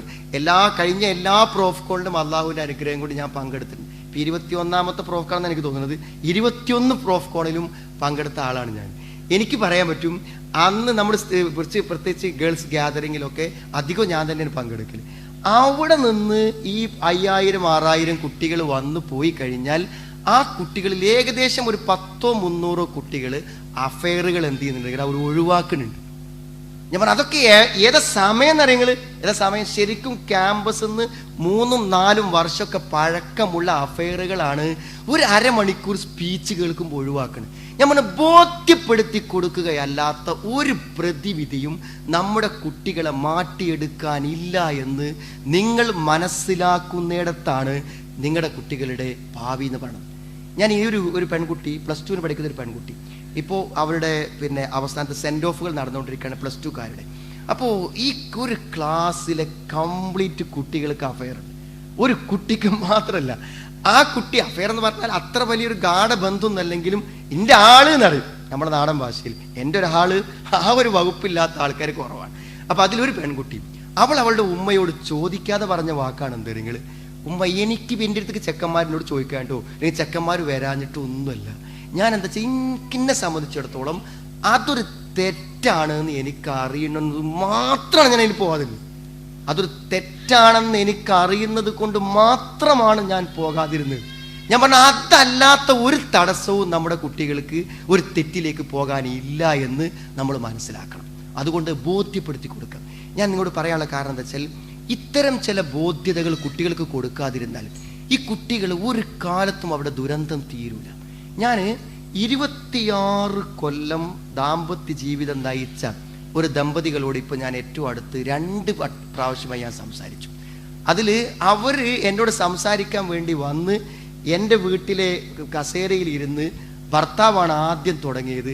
അയാൾ പറഞ്ഞ 1ാമത്തെ വാചകം എന്താണെന്നറിയോ, ഞങ്ങളുടെ വിവാഹം പ്രേമ വിവാഹമാണെന്നാണ്. ആദ്യം ഇന്നലെ അങ്ങനെ തുടങ്ങി അവരുടെ പ്രശ്നങ്ങൾ പറയാൻ തുടങ്ങുന്നതിൻ്റെ ഫസ്റ്റ് വാചകം അവർ പറഞ്ഞു ഞങ്ങളുടെ വിവാഹം പ്രേമ വിവാഹമാണെന്ന്. അത് പറഞ്ഞിട്ട് അയാൾ സംസാരിച്ച് കഴിഞ്ഞ് അയാളെ ഭാര്യയ്ക്ക് തരാനുള്ളത് എന്താരെങ്കിൽ, അയാൾ ഏതോ ഒരു അന്യ സ്ത്രീക്ക് ഇവിടെ സംസാരിച്ചതിൻ്റെ ഏറ്റവും ലൈവായിട്ടുള്ള വളരെ വൃത്തികെട്ട സംസാരത്തിൻ്റെ ഒരു ക്ലിപ്പുമായിട്ടാണ് അയാളുടെ ഭാര്യ വന്നിരിക്കുന്നത്. അതാണ് അവിടെ ഒരു തെളിവ്. ഞാൻ പറഞ്ഞത്, എന്താണോ 26 കൊല്ലം മുമ്പ് ഒരു കോളേജിൻ്റെ ക്യാമ്പസിൽ വെച്ചുകൊണ്ട് വാപ്പക്കും ഉമ്മക്കും സമ്മതമല്ലാതെ ഇവളെ ഒരു കാറിൽ കയറ്റി കൊണ്ടുപോയി ഏതോ ഒരു പള്ളി മൂലയിലെ മുസ്ലിയാർക്ക് ചെറിയ പൈസ കൊടുത്ത് നിർബന്ധിച്ച് എഴുതി നിക്കാഹ് നടത്തിപ്പിച്ച് കൊണ്ടുവന്ന് അവസാനം അവളുടെ വാപ്പനിമ്മനെയൊക്കെ സമ്മതിപ്പിച്ച് തൃപ്തിപ്പെടുത്തി 26 കൊല്ലം ജീവിച്ചിട്ടും ഇന്നും അവർക്ക് ഒരു പ്രേമ വിവാഹത്തിൻ്റെ ദുരന്തങ്ങളിൽ നിന്ന് രക്ഷപ്പെടാൻ പറ്റിയിട്ടില്ലെങ്കിൽ ഞാൻ ഉറപ്പിച്ചു പറയുന്നു, ദാമ്പത്യ ജീവിതത്തിൽ യഥാർത്ഥത്തിൽ ഇത്തരമൊരു മാനസിക സ്വാധീനം അവിഹിതമായി ഉണ്ടായിട്ടുണ്ടെങ്കിൽ അവരുടെ ദാമ്പത്യത്തെ അത് ബാധിക്കും എന്ന കാര്യത്തിൽ ഒരു സംശയമല്ല. അപ്പോൾ ചില ആളുകൾ ചിലപ്പോൾ അനുഭവസ്ഥർ പറയും ഞങ്ങൾക്ക് പ്രശ്നമൊന്നുമില്ലല്ലോ. അങ്ങനെ പറയുന്നവരോട് നമുക്ക് 1-2 ചോദ്യങ്ങൾ ചോദിക്കാണ്ട്. അതെന്തോന്ന് വിചാരിച്ചാൽ, അതിനുശേഷം അവർക്കുണ്ടായ മാറ്റം, അതിന് മുമ്പ് മതപരമായ ഒരു ജീവിത സാഹചര്യം ഇല്ലാത്തവർ അഫെയർ മാരേജൊക്കെ കഴിഞ്ഞതിന് ശേഷം ശരിയായ രൂപത്തിൽ ദീൻ ഉൾക്കൊണ്ട് 2 വ്യക്തികളും ഒന്നിച്ചു മാറിയിട്ടുണ്ടെങ്കിലൊക്കെ അപൂർവമായി പ്രശ്നങ്ങളില്ലാതെ അവസാനിക്കാം എന്നതിൽ കവിഞ്ഞ് അല്ലെങ്കിൽ പ്രശ്നങ്ങളുടെ സാധ്യത ഏറെയാണ്. അപ്പോൾ ഞാൻ പറഞ്ഞു, കുട്ടികളെ കാര്യങ്ങൾ എന്താ ബേജാറുണ്ട്? ഡോക്ടർ ആകൂല എന്നല്ല ബേജാറ്. അവന് ഡോക്ടർ ആകാതിരുന്നപ്പോൾ എന്താ ചെയ്യുക? അതല്ല ബേജാറ്. അവനൊരു നല്ല ദാമ്പത്യം മരണം വരെ കിട്ടണ്ടേന്ന് ചിന്തിക്കൂ സുഹൃത്തുക്കളെ. അപ്പം എന്താ കൊടുക്കേണ്ടത്? അപ്പോൾ നമ്മുടെ കുട്ടിക്ക് എന്താ കൊടുക്കേണ്ടത് നിങ്ങൾ ആലോചിക്കുക. ഞാൻ പറഞ്ഞത് 10ാം ക്ലാസ് കഴിയുമ്പോഴേക്കും ഏകദേശം ഒരു 3 ലക്ഷമോ 30 ലക്ഷമോ ഫീസായി കൊടുക്കുന്നവരോട് ഞാൻ വിനയപൂർവ്വം ചോദിക്കും, നിങ്ങളൊക്കെ എത്ര കഴിവുള്ളവരും എത്ര വലിയ പ്രൊഫഷണൽസുമാണ്. നിങ്ങൾക്ക് ഏറ്റവും കഴിവുള്ള ഒരു മതപരമായ കാര്യങ്ങളെക്കുറിച്ച് അറിവുള്ള അല്ലെങ്കിൽ മനഃശാസ്ത്രപരമായി കഴിവുള്ള ഒരു കൂട്ടം ആളുകളെ വിളിച്ച് ഒരു 1.5 ലക്ഷം 2 ലക്ഷമൊക്കെ ഫീസ് കൊടുത്ത് നല്ലൊരു AC ഓഡിറ്റോറിയത്തിൽ നമ്മളെ കുട്ടികളെ വിളിച്ച് വരുത്തിയിട്ട് അവരെ ഏജിനനുസരിച്ചുള്ള ഒരു ബോധവൽക്കരണം കൊടുക്കുന്നതിനെ കുറിച്ച് എന്തേ ഒരു രക്ഷിതാവിൻ്റെ മനസ്സിൽ ചിന്ത വരാതിരുന്നത്? ഇതാണ് ചോദ്യം. വെറുതെ പേടിച്ചിരുന്നിട്ട് കാര്യമില്ലല്ലോ. പരിഹാരത്തെക്കുറിച്ച് ഞാൻ പറഞ്ഞു. അതുകൊണ്ട് വെറുതെ ആശങ്കപ്പെടാതിരിക്കുക, ആശങ്കകൾക്ക് പരിഹാരങ്ങൾ ഉണ്ടാക്കുക. ആ പരിഹാരങ്ങൾ എന്താണ്? ശരിയായ നിലക്കുള്ള ബോധവൽക്കരണങ്ങളും ബോധ്യപ്പെടുത്തലുകളും മാത്രമേ നമ്മുടെ കുട്ടികളെ മാറ്റാൻ ഉപകരിക്കൂ. തടസ്സങ്ങളെ കൊണ്ടോ അവരെ വിഷമിപ്പിച്ചിട്ടോ നിരന്തരമായി ചീത്ത പറഞ്ഞിട്ടോ ബുദ്ധിമുട്ടിച്ചിട്ടോ തടസ്സപ്പെടുത്തിയിട്ടോ പിടിച്ചു വെച്ചിട്ടോ അല്ലെങ്കിൽ അവരെ വേറെ എവിടെയെങ്കിലും കൊണ്ടുപോയി അടച്ചിട്ടിട്ടോ ഒന്നും അവരെ മാറ്റാൻ കഴിയില്ലെന്ന് നമ്മൾ എന്ത് ചെയ്യുക? മനസ്സിലാക്കാം. ഒരു പക്ഷേ സമയമെടുത്ത് പറയണമെന്ന് എനിക്ക് തോന്നിയത് ഞാൻ രണ്ടാമത് കുറിച്ച് വെച്ച പോയിന്റാണ്. കുറച്ച് സമയമെടുത്ത് പറയണം തോന്നിയത്.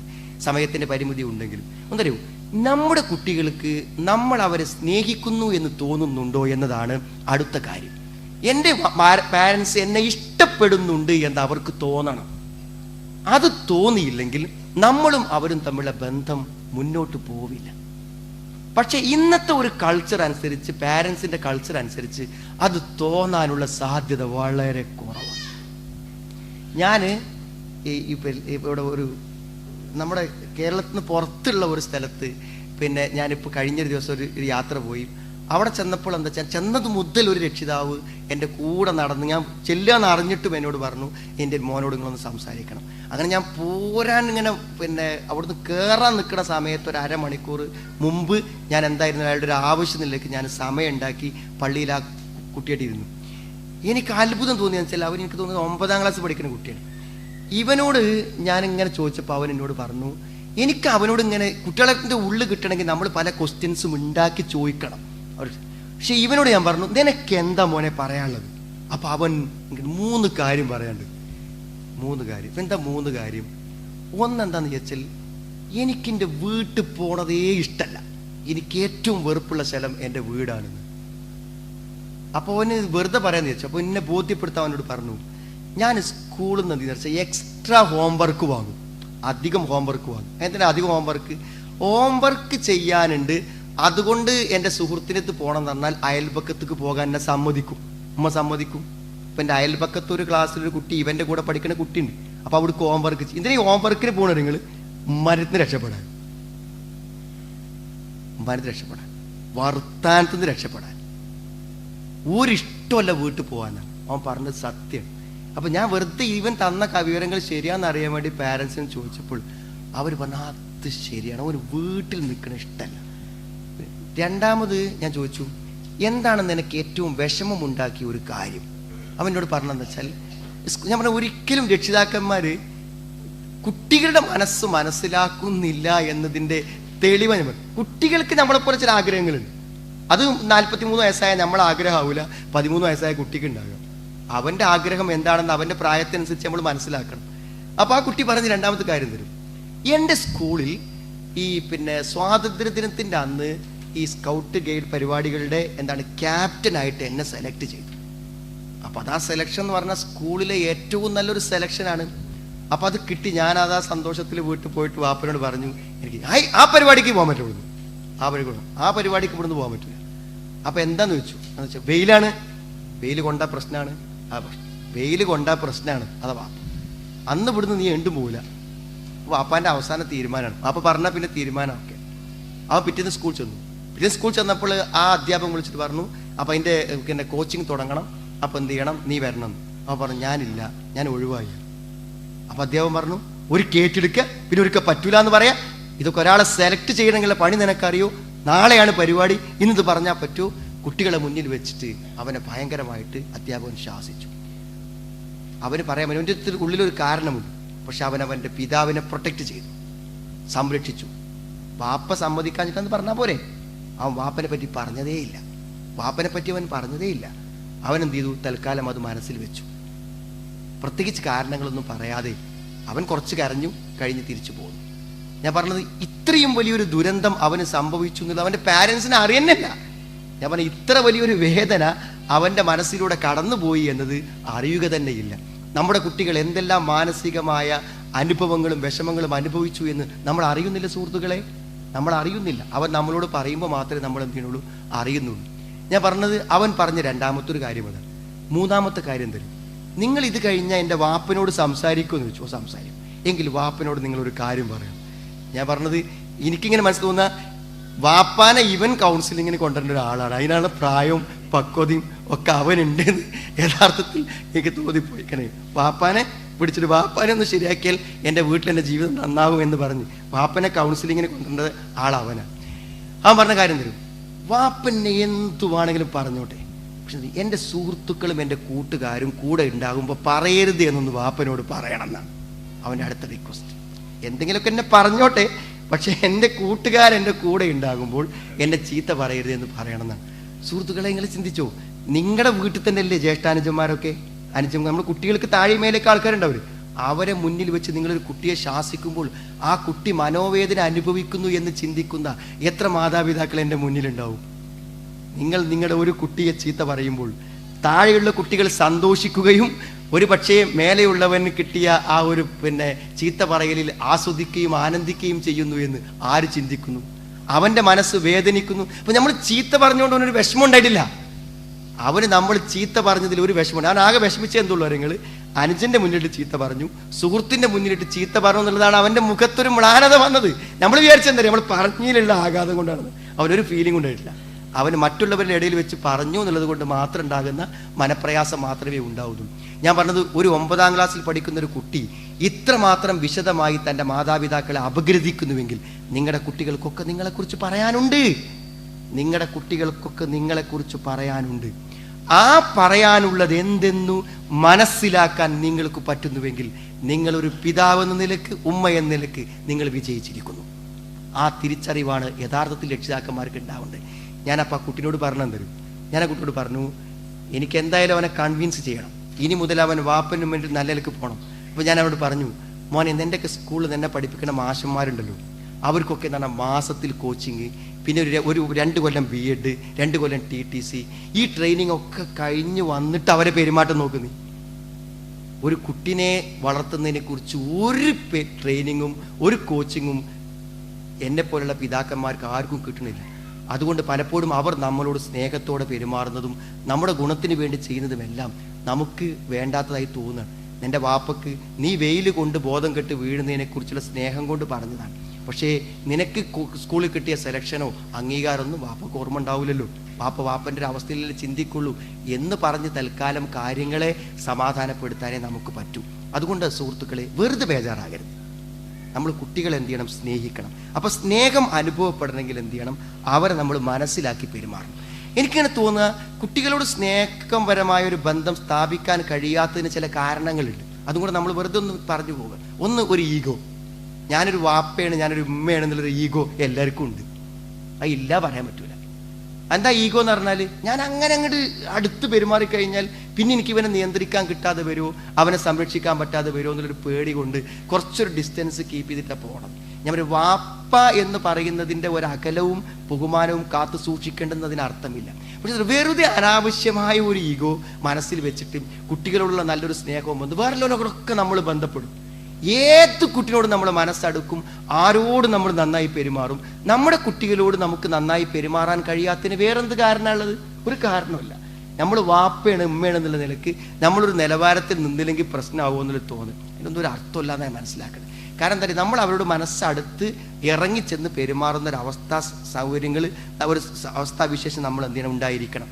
സംസാരമാണ് മനസ്സടുപ്പിക്കുന്നതിൽ ഏറ്റവും പ്രധാനമെന്നാണ് ഞാൻ വിശ്വസിക്കുന്ന സംസാരം. അതുകൊണ്ട് നല്ല കമ്മ്യൂണിക്കേഷൻ നമ്മുടെ കുട്ടികളുമായി നടക്കണം. അവർക്കിഷ്ടമുള്ള വിഷയങ്ങൾ അവരോട് സംസാരിച്ച് അവർക്ക് നല്ല അവസരങ്ങൾ സൃഷ്ടിച്ച് അവരുമായി നന്നായി സംസാരിക്കാൻ നമുക്ക് പറ്റണം. പക്ഷെ എനിക്ക് തോന്നുന്നത് എന്താ വെച്ചാൽ, രക്ഷിതാക്കന്മാർക്ക് പലർക്കും പറ്റുന്ന ഒരു അബദ്ധം ഞാൻ മനസ്സിലാക്കുന്നത്, നിങ്ങളുടെ കുട്ടിയുടെ ഏതെങ്കിലും സ്വഭാവമോ പ്രവർത്തനമോ നിങ്ങൾക്ക് ഇഷ്ടമല്ലെങ്കിൽ നിങ്ങൾക്ക് നിങ്ങളുടെ കുട്ടികളുമായി ഒരു അകലമുണ്ടാകും. അങ്ങനെ അകലമുള്ള ഒരു രക്ഷിതാവിന് ഒരിക്കലും കുട്ടിയോട് അടുത്ത് പെരുമാറാൻ കഴിയൂല. മനസ്സിലായിട്ടാന്ന് വിചാരിക്കുന്നത്. കുട്ടി ചിലപ്പോൾ നിങ്ങൾക്ക് ആ കുട്ടിൻ്റെ ഒരു സ്വഭാവം ഇഷ്ടം ഉണ്ടാവില്ല. ചിലപ്പോൾ നിങ്ങൾ വിചാരിച്ചൊരു കോഴ്സിന് അവൻ ചേർന്നിട്ടുണ്ടാവില്ല. നിങ്ങൾ പറഞ്ഞൊരു കാര്യം അവൻ കേൾക്കുന്നുണ്ടാവില്ല. അങ്ങനത്തെ ആളുകളോട് നമുക്ക് എന്താ വെച്ചാൽ ചെറിയൊരു മാനസികമായൊരു പിണക്കം നമ്മളെ സംബന്ധിച്ചിടത്തോളം ആ അകലം ഉണ്ടായിക്കഴിഞ്ഞാൽ പിന്നെ നമ്മൾ എത്ര ഇഷ്ടമില്ലാത്ത ഒരാളോട് നമ്മളെങ്ങനെ അടുത്ത് പെരുമാറാൻ ശ്രമിച്ചാലും നമുക്ക് എന്ത് ചെയ്യുന്ന നിങ്ങൾ കഴിയാതെ വരും, സാധിക്കാതെ വരും. അപ്പം അതുകൊണ്ട് എന്താ വെച്ചാൽ ഒരു കാരണവശാലും നമ്മുടെ കുട്ടികളുടെ എന്തെങ്കിലും പെരുമാറ്റങ്ങളിലോ സ്വഭാവങ്ങളിലോ ഒരു നിരന്തരമായ ഒരു അനിഷ്ടം കാത്തു സൂക്ഷിക്കരുത്. ചില രക്ഷിതാക്കന്മാർ സംസാരിക്കുമ്പോഴൊക്കെ ആ ഇഷ്ടക്കുറവ് ഇതെല്ലാവർക്കും സംഭവിക്കുന്ന ഒരു അബദ്ധമാണ്.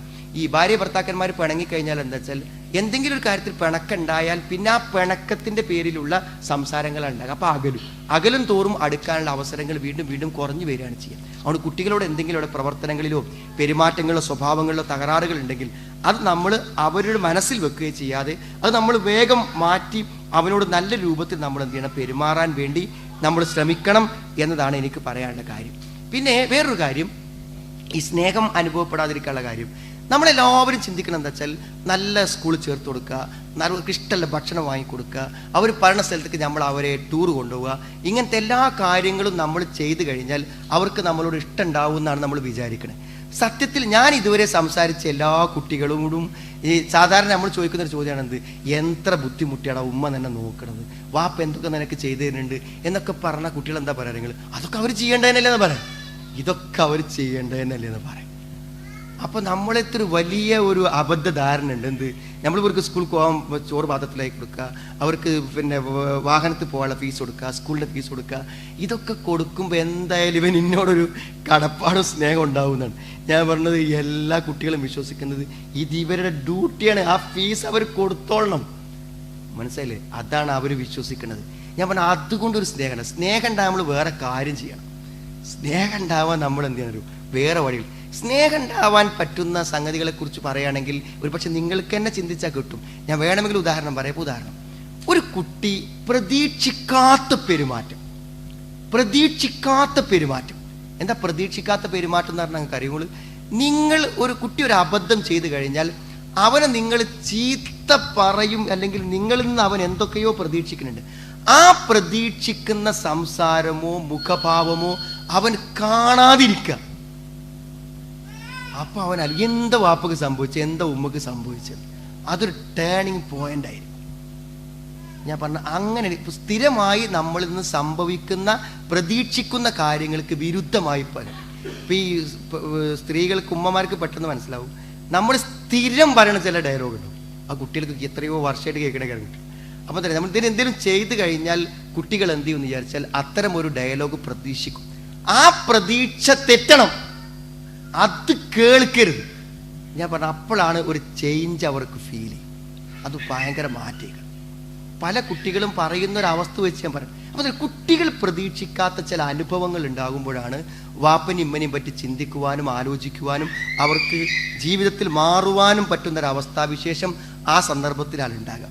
ഏതായിരുന്നാലും നമ്മുടെ കുട്ടികളുടെ മാനസികാവസ്ഥ മനസ്സിലാക്കി അവരുടെ നല്ലൊരു ഇഷ്ടവും സ്നേഹവും ബന്ധവും ഉണ്ടാക്കി കഴിഞ്ഞാൽ നമ്മൾ പറയുന്നത് എന്തും അവർ കേൾക്കുകയും നമ്മൾക്കനുസരിച്ചുകൊണ്ട് ഒരു നല്ല രൂപത്തിൽ ജീവിക്കുവാൻ അവർ എന്ത് ചെയ്യും, തയ്യാറാവുകയും എന്ന കാര്യത്തിൽ സംശയമില്ല. അപ്പം ഞാൻ 2 കാര്യങ്ങൾ പറഞ്ഞു. അമിതമായ ആശങ്ക ആവശ്യമില്ലാത്ത കാര്യമാണ്. അത് നമ്മുടെ കുട്ടികളെ കേടുവരുത്തും. നമ്മളവിടെ സംശയത്തോടെ നോക്കും, പല പ്രശ്നങ്ങളും അവരുടെ ജീവിതത്തിൽ ഉണ്ടാകും.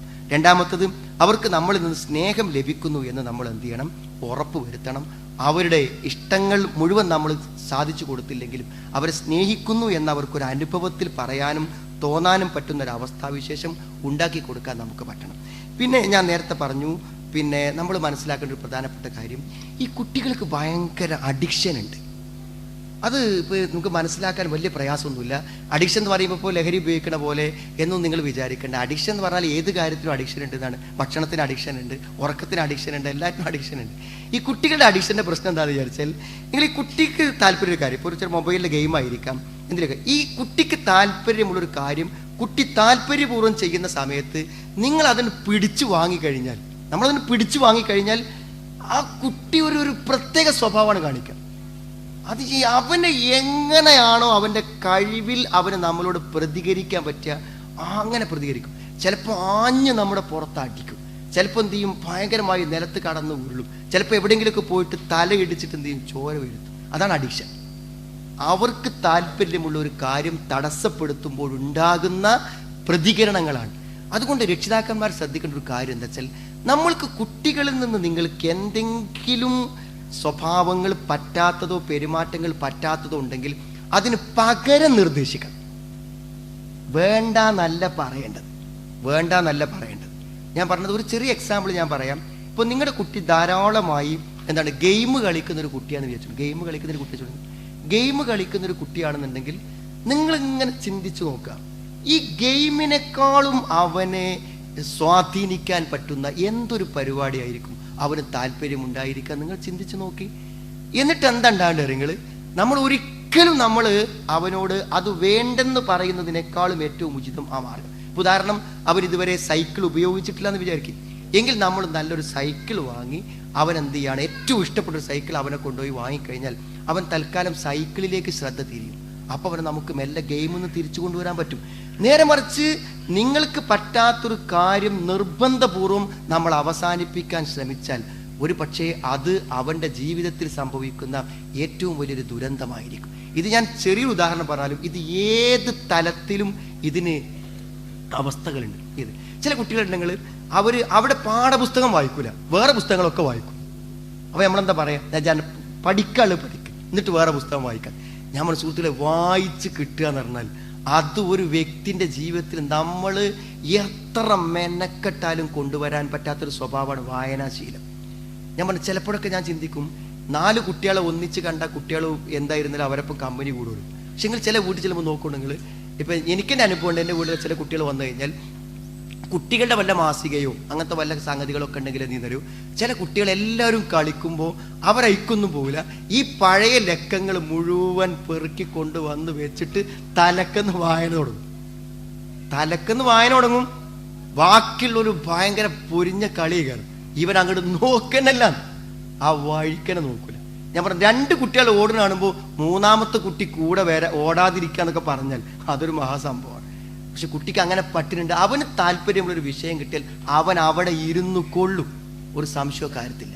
അതുകൊണ്ട് പകരം കൊടുക്കുക, ഇതൊരു ഇസ്ലാമിക തത്വം തന്നെയാണ്. പണ്ഡിതന്മാർ ചർച്ച ചെയ്ത തത്വമാണ്. വേണമെങ്കിൽ ഒരു ഹദീസ് ഞാൻ പറയാം. അതായത് ഒന്നിന് പകരം മറ്റൊന്ന് നിർദ്ദേശിക്കണമെന്നാണ്. കാരണം ഒരു സ്വഭാവം ഒരാളിൽ വന്നു കഴിഞ്ഞാൽ ആ സ്വഭാവം നിർത്താൻ പറയുന്നതിലേറെ നല്ലത് മറ്റൊന്ന് പറഞ്ഞു കൊടുക്കലാണെന്നാണ്. ലാ യഖുൽ അഹദുക്കും അത്ഇം റബ്ബക്, അത്ഇം റബ്ബക് നിങ്ങൾ പറയരുത്. നബി സല്ലല്ലാഹു അലൈഹി വസല്ലം അത്ഇം റബ്ബക് എന്ന് പറഞ്ഞാൽ നിന്റെ രക്ഷിതാവിനെ നീ ഭക്ഷിപ്പിക്കുവാന്നാണ്. അപ്പൊ റബ്ബ് എന്ന് അള്ളാഹ്ക്ക് പറയുന്നത് കൊണ്ട് റബ്ബ് എന്ന് സാധാരണ ഒരു ഉടമസ്ഥനും രക്ഷിതാവിനും ഒക്കെ പറയാൻ പറ്റും.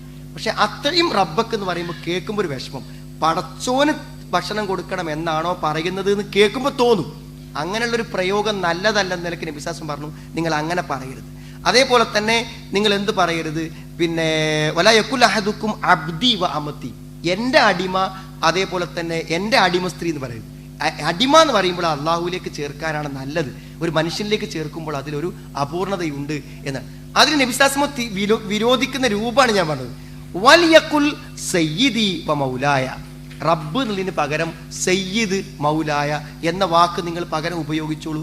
അതേപോലെ തന്നെ അടിമ എന്നതിന് പകരം ഫതാത്തി വ ഫതായ വ ഗുലാമി എന്നൊക്കെയുള്ള വാക്കുകൾ അറബിയിൽ നിങ്ങൾ പകരം ഉപയോഗിച്ചുകൊള്ളൂ എന്നാണ് ഞാൻ പറഞ്ഞ. ഒരു വാക്ക് വേണ്ടെന്ന് പറയുമ്പോൾ അതിനൊരു ബദൽ മറ്റൊരു വാക്ക് നിർദ്ദേശിച്ചു കൊടുക്കുക എന്നുള്ളത് മതത്തിലെ തന്നെ ഒരു തത്വമാണെന്ന് ഞാൻ പറഞ്ഞു. അപ്പൊ എന്താണോ ഒരു കുട്ടിക്ക് നമ്മുടെ ഇഷ്ടപ്പെടാത്ത കാര്യം, അത് സ്വഭാവമാകട്ടെ, പെരുമാറ്റമാകട്ടെ, കളിയാവട്ടെ, എന്താവട്ടെ, അതിന് പകരം ഒന്ന് കണ്ടെത്തി കൊടുക്കുക എന്നുള്ളത് ഒരു രക്ഷിതാക്കന്മാരുടെ ഏറ്റവും വലിയ വിജയമാണ്. അതിലൂടെ നമ്മൾ വിചാരിച്ചൊരവസ്ഥയിലേക്ക് നമ്മുടെ കുട്ടികളെ മാറ്റിയെടുക്കാൻ നമുക്ക് പറ്റും എന്ന കാര്യത്തിൽ സംശയമില്ല. പിന്നെ ഞാൻ ഞാൻ 3 കാര്യങ്ങൾ പറഞ്ഞു. ഇനി 4ാമത്തൊരു കാര്യമായിട്ട് എനിക്ക് പറയാനുള്ളത്, നമ്മുടെ കുട്ടികളെ കാര്യത്തിൽ ശ്രദ്ധിക്കേണ്ടത്, ഈ മതബോധമുള്ള രക്ഷിതാക്കന്മാരുടെ കുട്ടികളിൽ പല കുട്ടികളും അവർക്ക് ആൻറ്റി ആയിട്ട് വരുന്ന ഒരു കാഴ്ച സമൂഹത്തിൽ മൊത്തത്തിൽ കാണും. കൂടുതൽ മതബോധമുള്ള ആളുകളുടെ മക്കളിൽ പല കുട്ടികളും അവർക്കെതിരായി വരുന്നൊരു സ്ഥിതിവിശേഷം. അപ്പൊ ഇതെങ്ങനെ ഉണ്ടാവണമെന്ന് എല്ലാവരും ചോദിക്കും. ശരിക്കും ഇപ്പം നമ്മൾക്ക് അനുസരിച്ച് കുട്ടികൾ ദീനിയായിട്ട് വരികയല്ലേ വേണ്ടത്. നമ്മൾ പള്ളിയിൽ പോണത് കുട്ടികൾ കാണുന്നു, നമ്മൾ ഏറ്റവും ഇസ്ലാമിക ചിട്ടയോട് കൂടെ വളർന്നു വരുന്നത് കാണുന്നു. അപ്പോൾ ഈ മതപരമായ കാര്യങ്ങളിലൊന്നും വലിയ കണിശതയില്ലാത്ത ആൾക്കാർ പറയും എന്താണ്, അത് അങ്ങനെ കണിശത ഉണ്ടായാൽ നമ്മളെ കുട്ടികൾ കേടുവരികയാണ് ചെയ്യുകയാണെന്ന് പറയും. ഇതിനൊരു കാരണമുണ്ട്. ആ കാരണം നിങ്ങൾ എല്ലാവരും മനസ്സിലാക്കണം, പ്രത്യേകിച്ച് ഈ സദസ്സ് അത് മനസ്സിലാക്കണം. എന്താണ് മതപരമായ ചിട്ടകളും ബോധവുമുള്ള ആളുകളുടെ കുട്ടികൾ തീരെ മതബോധമില്ലാത്തവരായി വരുന്നത്? എല്ലാവരും അങ്ങനെയല്ല, ഞാനതിനെ പൊതുവൽക്കരിക്കല്ല, അപൂർവമായിട്ടെങ്കിലും അങ്ങനെയുണ്ട്. അതിൻ്റെ കാരണം എന്താണെന്ന് ചോദിച്ചാൽ നിങ്ങൾ ശരിക്കും മനസ്സിലാക്കണം. ഞാൻ ഒരു കുട്ടിയിൽ നിന്ന് പഠിച്ചതാണ്. ഇതൊന്നും ഞാനൊരു പുസ്തകം വായിച്ചല്ല, ഒരു കുട്ടിയിൽ നിന്ന് ഞാൻ മനസ്സിലാക്കി. ഞാനത് അറിയണമെന്നുള്ള അങ്ങേയറ്റത്തെ അന്വേഷണ താല്പര്യത്തോടു കൂടെ തന്നെയാണ് ഞാൻ എന്തായത് നിങ്ങളെ പഠിക്കും. അപ്പം ആ കുട്ടിയിൽ നിന്ന് എനിക്ക് മനസ്സിലായ ഒരു കാര്യം എന്താ വെച്ചാൽ, ആ കുട്ടി പറഞ്ഞൊരു കാര്യം, പിന്നെ ഞാനിപ്പോൾ അപ്പോൾ ഇവനെ പറ്റി കംപ്ലൈൻറ്റ് വെച്ചാൽ ഇവൻ നമ്മൾ നിസ്കരിക്കില്ല, നമ്മളൊരു ക്ലാസ്സിന് വിളിച്ചാൽ അവന് ക്ലാസ്സിൽ വരില്ല, നമ്മൾ ദീനിയായ എന്ത് കാര്യം പറഞ്ഞാലും അവനൊക്കെ അതിനെ ആൻറ്റി ആയിട്ട് അവൻ ചെയ്യുള്ളൂ. അപ്പോൾ ഞാൻ ഇവരോട് ഇങ്ങനെ സംസാരിച്ചപ്പോൾ അവൻ എന്നോട് പറഞ്ഞ കാര്യം എന്താ വെച്ചാൽ, എൻ്റെ ക്ലാസ്സിൽ ഞങ്ങളിപ്പോൾ ഒരു ഇൻ്റർവെല്ലിൽ വിട്ടാൽ എവിടെ ഇരുന്നാലും എല്ലാ കുട്ടികളുടെയും ഏറ്റവും വലിയ സംസാര വിഷയം എന്താണെന്ന് വെച്ചാൽ മൊബൈൽ ഫോണിനെ കുറിച്ചാണ് സംസാരിക്കുക. മൊബൈലിനെ കുറിച്ചാണ് സംസാരിക്കുക, അതിൻ്റെ സോഫ്റ്റ്വെയർ അങ്ങനെ എങ്ങനെ അത് ഓരോ പരസ്പരം ട്രാൻസ്ഫർ ചെയ്യും, എല്ലാ പരിപാടിയും ചെയ്യും. സത്യത്തിൽ എന്താണെന്ന് വിചാരിച്ചാൽ എനിക്കിതിനെപ്പറ്റി ഒന്നും അറിയില്ല, എനിക്ക് മൊബൈൽ ഫോണിനെ പറ്റി യാതൊരു കാര്യവും അറിയില്ല. അപ്പോൾ എന്നെ സംബന്ധിച്ചിടത്തോളം എന്താ വെച്ചാൽ ഇവരെ മൊബൈലൊന്നും ഞാൻ വാങ്ങൂല. കാരണം അവരെ മൊബൈൽ വാങ്ങി ഉപയോഗിച്ച് നോക്കുക ചിലപ്പോൾ അത് ഇത്ര നന്നായിക്കോളന്നില്ല, അതുകൊണ്ട് ഞാനത് ഉപയോഗിക്കലില്ല. പക്ഷെ എനിക്കെന്താ വെച്ചാൽ ഇവർ സംസാരിക്കാൻ തുടങ്ങുമ്പോഴേക്ക് എനിക്ക് ടെൻഷനാവും, എനിക്കിതിനെപ്പറ്റി ഒന്നും അറിയില്ല. എന്നാൽ ക്ലാസ്സിൽ ഏറ്റവും നല്ല പഠിക്കുന്ന ആൾ ഞാനാണ്. വേറെ എന്ത് വിഷയം പറയുകയാണെങ്കിലും ഞാൻ അതിൽ സൂപ്പറായിട്ട് ഇടപെട്ട് പറയും, എനിക്കതിന് കഴിയും. പക്ഷേ ഇവരിപ്പോൾ ലാംഗ്വേജിനെ പറ്റി പറയുകയാണെങ്കിലും മാത്സിനെ പറ്റി പറയുകയാണെങ്കിലും എന്താ ഒരു പത്രത്തെ കുറിച്ച് പറയുകയാണെങ്കിൽ ഞാൻ 2 പത്രം വായിച്ചിട്ടാണ് പോകും, എനിക്കൊരു പ്രശ്നമല്ല. പക്ഷേ ഈ വിഷയം വന്നാൽ ഞാൻ മൗനമാകും. അപ്പം ഞാൻ അങ്ങനെ ചിന്തിച്ചു, ഈ എൻ്റെ ക്ലാസ്സിൽ പഠിക്കുന്ന മുഴുവൻ കുട്ടികളെയും മൊബൈൽ ഫോൺ അനുവദിച്ചപ്പോൾ എൻ്റെ വാപ്പ എന്നെ അനുവദിക്കാതൊക്കെയുള്ള കാരണം എന്താ? വാപ്പക്ക് ദീനുള്ളതുകൊണ്ട്, വാപ്പക്ക് മതബോധമുള്ളത് കൊണ്ടാണ് എനിക്ക് മൊബൈൽ കിട്ടാതെ വന്നത്. അതുകൊണ്ട് സത്യത്തിൽ രക്ഷിതാക്കന്മാർക്ക് കുറച്ച് ദീനുണ്ടായാൽ നമുക്കത് കിട്ടൂലെന്നാണ്. അപ്പം ഞാൻ ചിന്തിച്ചു, മോനെ അത് ഫോൺ അത്ര ഉപയോഗിക്കുന്നത് കൊണ്ടുള്ള തകരാറുകളെ ആലോചിച്ചിട്ടല്ലേ വാപ്പ തരാത്തത് എന്നാണ്. അപ്പം അവനോട് ചോദിച്ച ചോദ്യം തരങ്ങൾ, അങ്ങനെയാണെങ്കിൽ എൻ്റെ കൂട്ടുകാരുടെ മൊബൈൽ എനിക്ക് തരുമല്ലോ, അത് നല്ലതല്ലെന്നത് കൊണ്ടല്ലേ ഞാൻ വാങ്ങാത്തത്? അത് നല്ലതല്ലെന്നത് കൊണ്ടല്ലേ ഞാൻ വാങ്ങാത്തത്? ആ കുട്ടിക്ക് എന്താ മൊബൈൽ കൊടുക്കുന്നതിന് പ്രശ്നമുണ്ടോ? ആ കുട്ടിക്ക് മൊബൈൽ കൊടുക്കുന്നതിന് പ്രശ്നമുണ്ടോ? ഇവിടെ സംഭവിച്ച കാര്യം എന്തൊക്കെയാണ് നിങ്ങൾ അതിങ്ങനെ ഒന്ന് നമ്പർ ഇട്ട് എഴുതണം. 1, വാപ്പാൻ്റെ അടുത്ത് കുറെ പൈസ ഉണ്ടായിട്ട് എന്താ കാര്യം? കാരണം എൻ്റെ വാപ്പൻ്റെ അടുത്തുള്ള അത്ര പൈസ എൻ്റെ ക്ലാസ്സിലുള്ള ഒരു കുട്ടിൻ്റെ വാപ്പാൻ്റെ അടുത്തില്ല. എന്താ കാര്യം? ദീനുണ്ടായിട്ട് എന്താ കാര്യം? എല്ലാ കാര്യങ്ങളും ഇന്ന് ഫോണിലാണ്, അത് തരാൻ വാപ്പക്ക് പറ്റുന്നില്ല. ഞാൻ ആ രക്ഷിതാവിനോട് ഞാൻ പറഞ്ഞു, അതെനിക്ക് ബോധ്യപ്പെടുന്നുണ്ട് കേട്ടോ. രക്ഷിതാവിനോട് ഞാൻ പറഞ്ഞു, നിങ്ങൾ ചെയ്യേണ്ടത് ഇന്ന് വൈകുന്നേരം പോയിട്ട് അവനിഷ്ടമുള്ള ഏറ്റവും നല്ലൊരു മൊബൈൽ നിങ്ങൾ എന്ത് ചെയ്യണം? വാങ്ങിക്കൊടുക്കണം. 2 നിബന്ധനകളുടെ അടിസ്ഥാനത്തിൽ. ഒരു നിബന്ധന എന്താന്ന് വെച്ചാൽ, ഇതുവരെ ഞാൻ നിനക്ക് മൊബൈൽ വാങ്ങിത്തരാതിരുന്നത് ഇന്നത് കൊണ്ടൊക്കെയാണെന്ന് അവനോട് പറയാം. എന്നിട്ടോട് പറയാം, എപ്പോഴെങ്കിലും നിന്റെ ഈ മൊബൈൽ ഫോണിൽ ഞാൻ ഇതുവരെ നിനക്ക് മൊബൈൽ വാങ്ങിത്തരാൻ തടസ്സമായ ഏതെങ്കിലും കാര്യം നിന്റെ മൊബൈൽ കണ്ടാൽ അന്ന് ഞാൻ നിന്റെ മൊബൈൽ തിരിച്ചു വാങ്ങും. അതുവരെ ഞാൻ വാങ്ങൂല.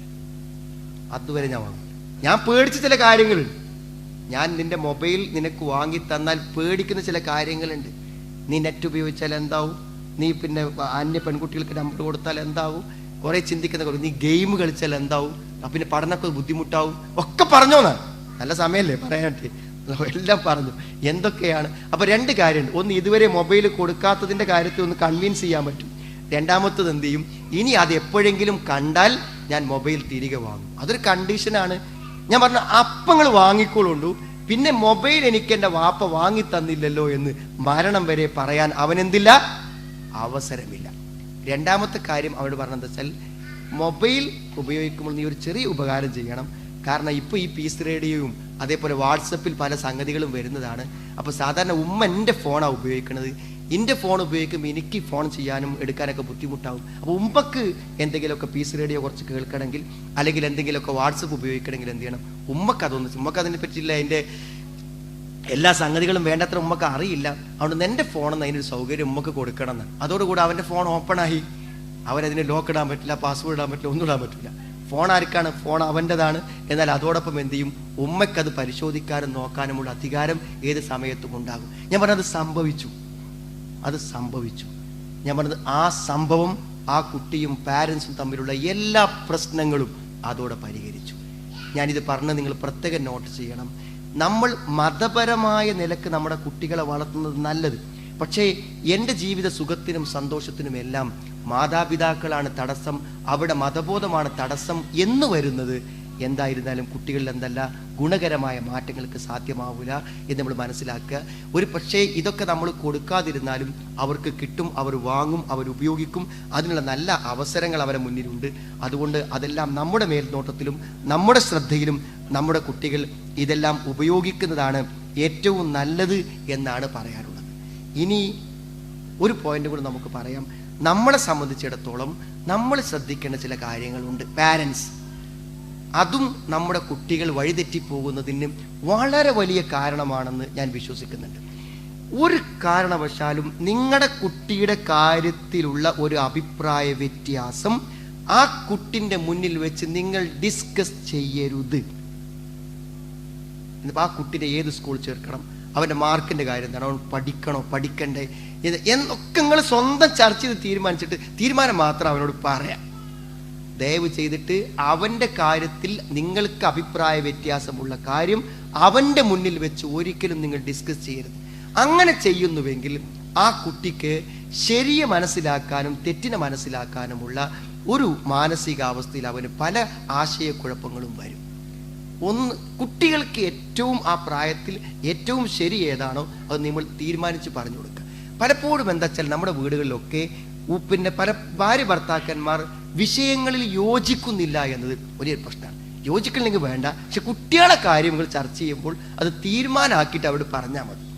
ഒരു കുട്ടി പോകാൻ സമ്മതം ചോദിപ്പോൾ ഞാനൊന്ന് ഒരു വീട്ടിൽ പോലെ ഉമ്മൻ്റെ വീട്ടിൽ പോട്ടെ വാപ്പൻ്റെ വീട്ടിൽ പോട്ടെ ചോദിച്ചാൽ ആദ്യം ഉമ്മ സമ്മതം കൊടുത്തിട്ടുണ്ടോ, പിന്നെ വാപ്പ ഒന്നും വേണ്ടാറ്.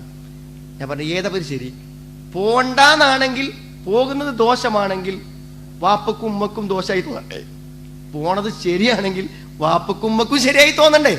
അപ്പൊ എന്താ ഇതിൽ ഏതാ ശരി? നിസ്സാര കാര്യത്തിൽ പോലും ആശയക്കുഴപ്പമുണ്ടാവും. അപ്പൊ എന്ത് ചെയ്യും? ആദ്യം ഉമ്മ ചോദിക്കുക വാപ്പനോട്, പിന്നെ പറഞ്ഞയക്കണോ പറഞ്ഞയക്കണ്ടേ, പറഞ്ഞയക്കണം എന്ന് പറഞ്ഞാൽ അത് പറയാം, പറഞ്ഞയക്കണ്ട എന്ന് പറഞ്ഞാൽ അത് പറയാം. ഞാൻ സിമ്പിൾ എക്സാമ്പിൾ പറഞ്ഞതാണ്. എന്തായിരുന്നാലും വിയോജിപ്പുകൾ കുട്ടിയുടെ മുന്നിൽ വെച്ച് പറയാതിരിക്കാം. ഇതിലേറെ അപകടമാണ്, നിങ്ങൾ ശ്രദ്ധിക്കണമെന്ന് ഞാൻ വിചാരിക്കുന്നത്, ഇതിലേറെ അപകടകരമാണ് നിങ്ങളുടെ ആരുടെയെങ്കിലും പാരൻസ്, അതായത് ഒന്നില്ലെങ്കിൽ എൻ്റെ വാപ്പ അല്ലെങ്കിൽ എൻ്റെ ഭാര്യയുടെ വാപ്പ ഉമ്മ, ഇവർ നിങ്ങളെ കൂടെ താമസിക്കുന്നുണ്ടെങ്കിൽ അവരോട് നിങ്ങൾ ഒരിക്കലും അനാദരവോടെയും അപമര്യാദയോടെയും പെരുമാറരുത്. നിങ്ങൾ ഏത് മദ്രസ പറഞ്ഞിട്ടും കാര്യമില്ല, ഏത് വയലിന് പറഞ്ഞിട്ടും കാര്യമില്ല, ഏത് കൗൺസിലിംഗ് കൊടുത്തിട്ടും കാര്യമില്ല, ഒരിക്കലും ചെയ്യരുത്. ഇല്ലെങ്കിൽ നിങ്ങൾ അവരവിടെ താമസിപ്പിക്കേണ്ട. നിങ്ങൾ അവരുടെ താമസിപ്പിക്കുകയാണെങ്കിൽ നിങ്ങൾ അവരോട് ഏറ്റവും മാന്യമായി പെരുമാറും. അപ്പൊ ചിലപ്പോൾ എന്താ വെച്ചാൽ ഭർത്താവിൻ്റെ വാപ്പിമ്മയും വരുന്നത് ഭാര്യയ്ക്ക് ഇഷ്ടമുണ്ടാവില്ല, ഭാര്യൻ്റെ വാപ്പിയും വരുന്നത് ഭർത്താവിന് ഇഷ്ടമുണ്ടാവില്ല. നിങ്ങൾ ദയവ് ചെയ്ത് നിങ്ങൾക്ക് കുട്ടികളുണ്ടെങ്കിൽ നിങ്ങൾക്ക് ഇഷ്ടമില്ലെങ്കിൽ നിങ്ങൾ ഇഷ്ടമുള്ള പോലെ നിന്നോളുണ്ട്. ഞാൻ പറഞ്ഞു ഒരിക്കലും ചെയ്യരുത്. ഞാൻ എന്താ അറിയൂ, അതിന്ന് മനസ്സിലാക്കുന്ന കാര്യം എന്താ നിങ്ങൾ, ലോകത്തൊരു കുട്ടിയെ പോലും ആ കുട്ടി ഒരാളെ ആ കുട്ടി ബഹുമാനിക്കൂല, ഭാവി ഒരിക്കലും ബഹുമാനിക്കൂല. കാരണം ആ കുട്ടിക്ക് നന്നായി അറിയാം ലോകത്ത് ഒരാളെ റെസ്പെക്ട് ചെയ്യണമെങ്കിൽ അത് പാരൻസിനെയാണ് റെസ്പെക്ട് ചെയ്യണത്. ആ റെസ്പെക്റ്റ് കൊടുക്കുന്നില്ലെങ്കിൽ നിങ്ങൾ ഇനി ആദരവിനെ കുറിച്ചോ ബഹുമാനത്തെക്കുറിച്ചോ ആ കുട്ടിയോട് സംസാരിക്കേണ്ടതില്ലാതെ ഒരിക്കലും. അതുകൊണ്ട് നിങ്ങൾ നല്ല ശ്രദ്ധിക്കണം. നമ്മുടെ പാരൻസ് നമ്മുടെ കൂടെ ഉണ്ടെങ്കിൽ നിങ്ങൾ അവരോട് ഏറ്റവും മാതൃകാപരവും സ്നേഹപരവുമായിക്കൊണ്ട് പെരുമാറുന്നൊരവസ്ഥാവിശേഷം വീട്ടിലുണ്ടാവണം. കാരണം ആ കുട്ടികൾക്ക് നമുക്ക് കൊടുക്കാൻ പറ്റുന്ന ഏറ്റവും നല്ല മെസ്സേജാണത്. തിരിച്ചാണെങ്കിൽ വലിയ പ്രശ്നമാണ്. ഞാൻ കുട്ടികളെ മുന്നിൽ ശ്രദ്ധിക്കേണ്ട ഒട്ടനവധി കാര്യങ്ങളുണ്ട്. ഞാൻ ഉദാഹരണത്തിന് പറഞ്ഞെന്ന് മാത്രം. ഒന്ന്, നിങ്ങൾ അഭിപ്രായ വ്യത്യാസങ്ങൾ അവരെ മുമ്പിൽ വെച്ചുണ്ടാവരുത്, യോജിച്ച തീരുമാനം പറയണം. രണ്ടാമത്തെ കാര്യമാണ് ഞാൻ പറഞ്ഞ പാരൻസ്. അവരെത്ര കൊള്ളരുതാത്തവരും എത്ര മോശപ്പെട്ടവരുമാണെങ്കിലും നിങ്ങൾ അവരെ ഉൾക്കൊള്ളണം. അവർക്ക് ഭക്ഷണം കൊടുക്കുന്നതോ അവരെ പരിചരിക്കുന്നതിലോ ഒരു ബുദ്ധിമുട്ടുള്ള ഒരു ചർച്ച നിങ്ങളുടെ കുട്ടികൾ കേൾക്കെ നിങ്ങൾ പറയരുത്. ഇനി അങ്ങനെ സംഭവിച്ചാൽ ഞാൻ ഉറപ്പിച്ചു പറയുന്നു, അടുത്ത നിങ്ങളുടെ ഭാവിയും അതുതന്നെയാണ്. നിങ്ങളെ അവർ മാറ്റി നിർത്തും, നിങ്ങളെ അവർ ബഹുമാനിക്കില്ല, അവർ നിങ്ങളെ ആദരിക്കില്ല. അങ്ങനത്തെ ഒരു അവസ്ഥാവിശേഷത്തിലേക്ക് നിങ്ങളുടെ കാര്യങ്ങൾ എത്തിച്ചേരും. ഇത് നിങ്ങൾ എന്ത് ചെയ്യണം? പ്രത്യേകം ശ്രദ്ധിക്കണം.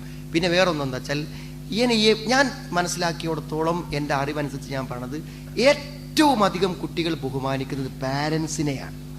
ഏറ്റവും അധികം കുട്ടികളിൽ ഇൻഫ്ലുവൻസ് ചെയ്യുന്നതും പാരൻസിനെയാണ്.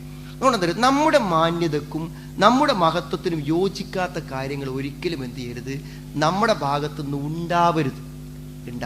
വാക്കിലാകട്ടെ, പെരുമാറ്റത്തിലാവട്ടെ, സ്വഭാവത്തിലാകട്ടെ, നമ്മുടെ കുട്ടികൾക്ക് മുന്നിൽ ജീവിക്കുമ്പോൾ മാന്യമല്ലാത്ത ഒരു ജീവിതമോ പെരുമാറ്റമോ ഉണ്ടാവരുത്. ഞാൻ പറഞ്ഞത്, നിങ്ങൾ സിനിമയൊക്കെ കാണുന്ന ആളുകൾ ആരെങ്കിലുമൊക്കെ ഉണ്ടെങ്കിൽ എനിക്ക് പറയാം, നിങ്ങൾ കുട്ടികളെ മുന്നിൽ നിങ്ങൾ കാണരുത്. കുട്ടികളെ മുന്നിൽ ഒരിക്കലും നിങ്ങൾ കാണരുത്. എന്തായാലും ഒരു പിതാവോ മാതാവോ തെറ്റല്ലെന്ന് പറയുന്ന കാര്യങ്ങളാണ് ഒരു കുട്ടിയുടെ ജീവിതത്തിലെ മതം. നമുക്ക് ഹലാലും ഹറാമൊക്കെ മനസ്സിലാക്കണമെങ്കിൽ ഖുർആനും സുന്നത്തൊക്കെ നോക്കണ്ടേ? ഒരു കുട്ടി അനുവദനീയമായതും നിഷിദ്ധമായതും ഒരു കുട്ടി മനസ്സിലാക്കുന്നത് പാരൻസിൽ നിന്നാണ്. അപ്പോൾ ഒരു വ്യക്തിഗത ഒരു പ്രേമത്തിന്റെ ചിത്രം നിങ്ങൾ സിനിമ ഇങ്ങനെ നോക്കി കാണുകയാണെങ്കിൽ എന്താണ്, നിങ്ങൾ നിങ്ങളുടെ കുട്ടികൾക്ക് ഒരു അനുവാദം കൊടുത്തിരിക്കുകയാണ്, ഇതിനൊന്നും വലിയ കുഴപ്പമില്ല. പിന്നെ തിരുത്താൻ ശ്രമിച്ചിട്ടൊരു കാര്യമില്ല, എത്ര കൺവിൻസ് ചെയ്യുന്ന കാര്യമില്ല. നിങ്ങൾ കാണുന്നതും നിങ്ങൾ പ്രവർത്തിക്കുന്നതുമെല്ലാം ശരിയാണെന്നതാണ് കുട്ടികളുടെ തത്വം. അതുകൊണ്ട് നമ്മൾ ആ കുട്ടികളെ ഏറ്റവും നല്ല രൂപത്തിൽ വളർത്തുമ്പോൾ നമ്മൾ ചെയ്യുന്ന കാര്യങ്ങൾ കുട്ടികൾ ശരി തെറ്റുകളായി മനസ്സിലാക്കും. അതുകൊണ്ട് നമ്മുടെ സമീപനങ്ങളിൽ നല്ല സൂക്ഷ്മതയും നല്ല ശ്രദ്ധയുമില്ലെങ്കിൽ പിന്നീട് നമുക്ക് നമ്മുടെ കുട്ടികളെ തിരിച്ചു കൊണ്ടുവരുവാൻ ബുദ്ധിമുട്ടാകും.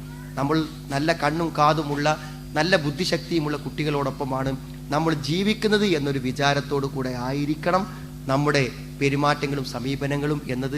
കുട്ടികളോടൊപ്പം ജീവിക്കുന്ന ആളുകൾ പ്രത്യേകം ശ്രദ്ധിക്കേണ്ട കാര്യങ്ങളാണ് എന്ന് ഞാൻ ഓർമ്മപ്പെടുത്തുകയാണ്. ഒരു പക്ഷേ ഞാനിത് പറഞ്ഞ കാര്യങ്ങളുമായി ബന്ധപ്പെട്ട് ധാരാളക്കണക്കിന് കാര്യങ്ങൾ നിങ്ങൾക്ക് തന്നെ നിങ്ങളുടെ മനസ്സിൽ വന്നിട്ടുണ്ടായിരിക്കും, പുതിയ കുറേ ആശയങ്ങൾ നിങ്ങൾക്ക് ലഭിച്ചിട്ടുണ്ടായിരിക്കും. അതെല്ലാം വെച്ച് ഏറ്റവും സ്നേഹപരമായ രൂപത്തിലുള്ള ഒരു കുടുംബാന്തരീക്ഷം ഉണ്ടാക്കുവാനും അങ്ങനത്തെ ഒരു ലൈഫ് മുന്നോട്ട് കൊണ്ടുപോകാനും നമ്മൾ ശ്രമിക്കണം. ഈ ഒരു സംസാരം അവസാനിപ്പിക്കുമ്പോൾ എനിക്ക് പറയാനുള്ളത്, ഇവിടെ ഞാൻ പ്രതീക്ഷിക്കുന്നത് അങ്ങനെയാണ്, ഇവിടെ ഇരിക്കുന്ന പല ആളുകളുടെയും ഭാര്യമാരായിരിക്കും ഇവിടെ ഇരിക്കുന്നത്, അവരുടെ ഭർത്താക്കന്മാരായിരിക്കും ഇവിടെ ഇരിക്കുന്നുണ്ടാവുക. അതുകൊണ്ട് എനിക്ക് നിങ്ങളോട് പറയാനുള്ളത്, സുഹൃത്തുക്കളെ, പിന്നെ സോക്രട്ടീസ് പറഞ്ഞ ഒരു വാചകം അറബിയിൽ ഒരു ഗ്രന്ഥത്തിൽ ഇപ്പോൾ ഈ കഴിഞ്ഞ ദിവസം ഞാൻ വായിച്ചു.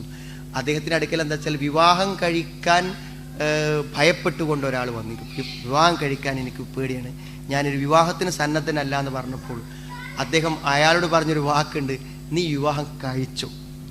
വിവാഹം കഴിച്ചോ എന്ന് പറഞ്ഞിട്ട് അദ്ദേഹം പറഞ്ഞു, രണ്ടിലൊന്നേ സംഭവിക്കുള്ളൂ. അയാൾ പറഞ്ഞതെന്ന് വെച്ചാൽ, നല്ലൊരു ഭാര്യയാണ് നിനക്ക് വന്നതെങ്കിൽ ഈ ഭൂമിയിൽ നിനക്ക് അനുഭവിക്കാനുള്ള ഏറ്റവും നല്ലൊരു സൗഭാഗ്യ ജീവിതം നിനക്ക് കിട്ടും. രണ്ടാമത്തെ പറഞ്ഞു, നീ ഭാര്യ നല്ലതല്ലെങ്കിലോ നീ ലോകത്തെ ഏറ്റവും നല്ലൊരു ഫിലോസഫർ ആവുന്നവരുണ്ട്, നീ ലോകത്തിലെ ഏറ്റവും നല്ലൊരു ഫൈലസൂഫ് ആവുന്നതാണ് അയാൾ പറഞ്ഞത്.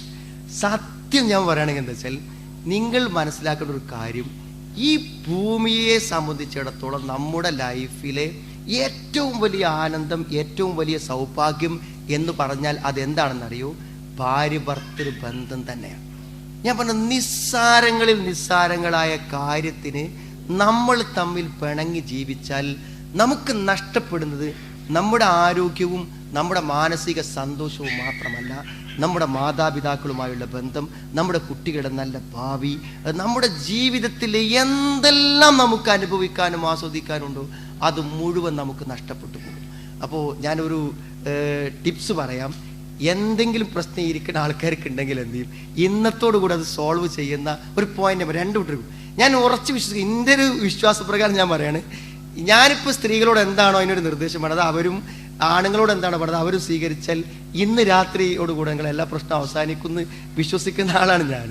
എത്രമാത്രം ശരിയാണെന്നുള്ളത് നിങ്ങൾ നാളെ നേരം വെളുത്തിട്ട് പറയേണ്ട കാര്യമാണ്.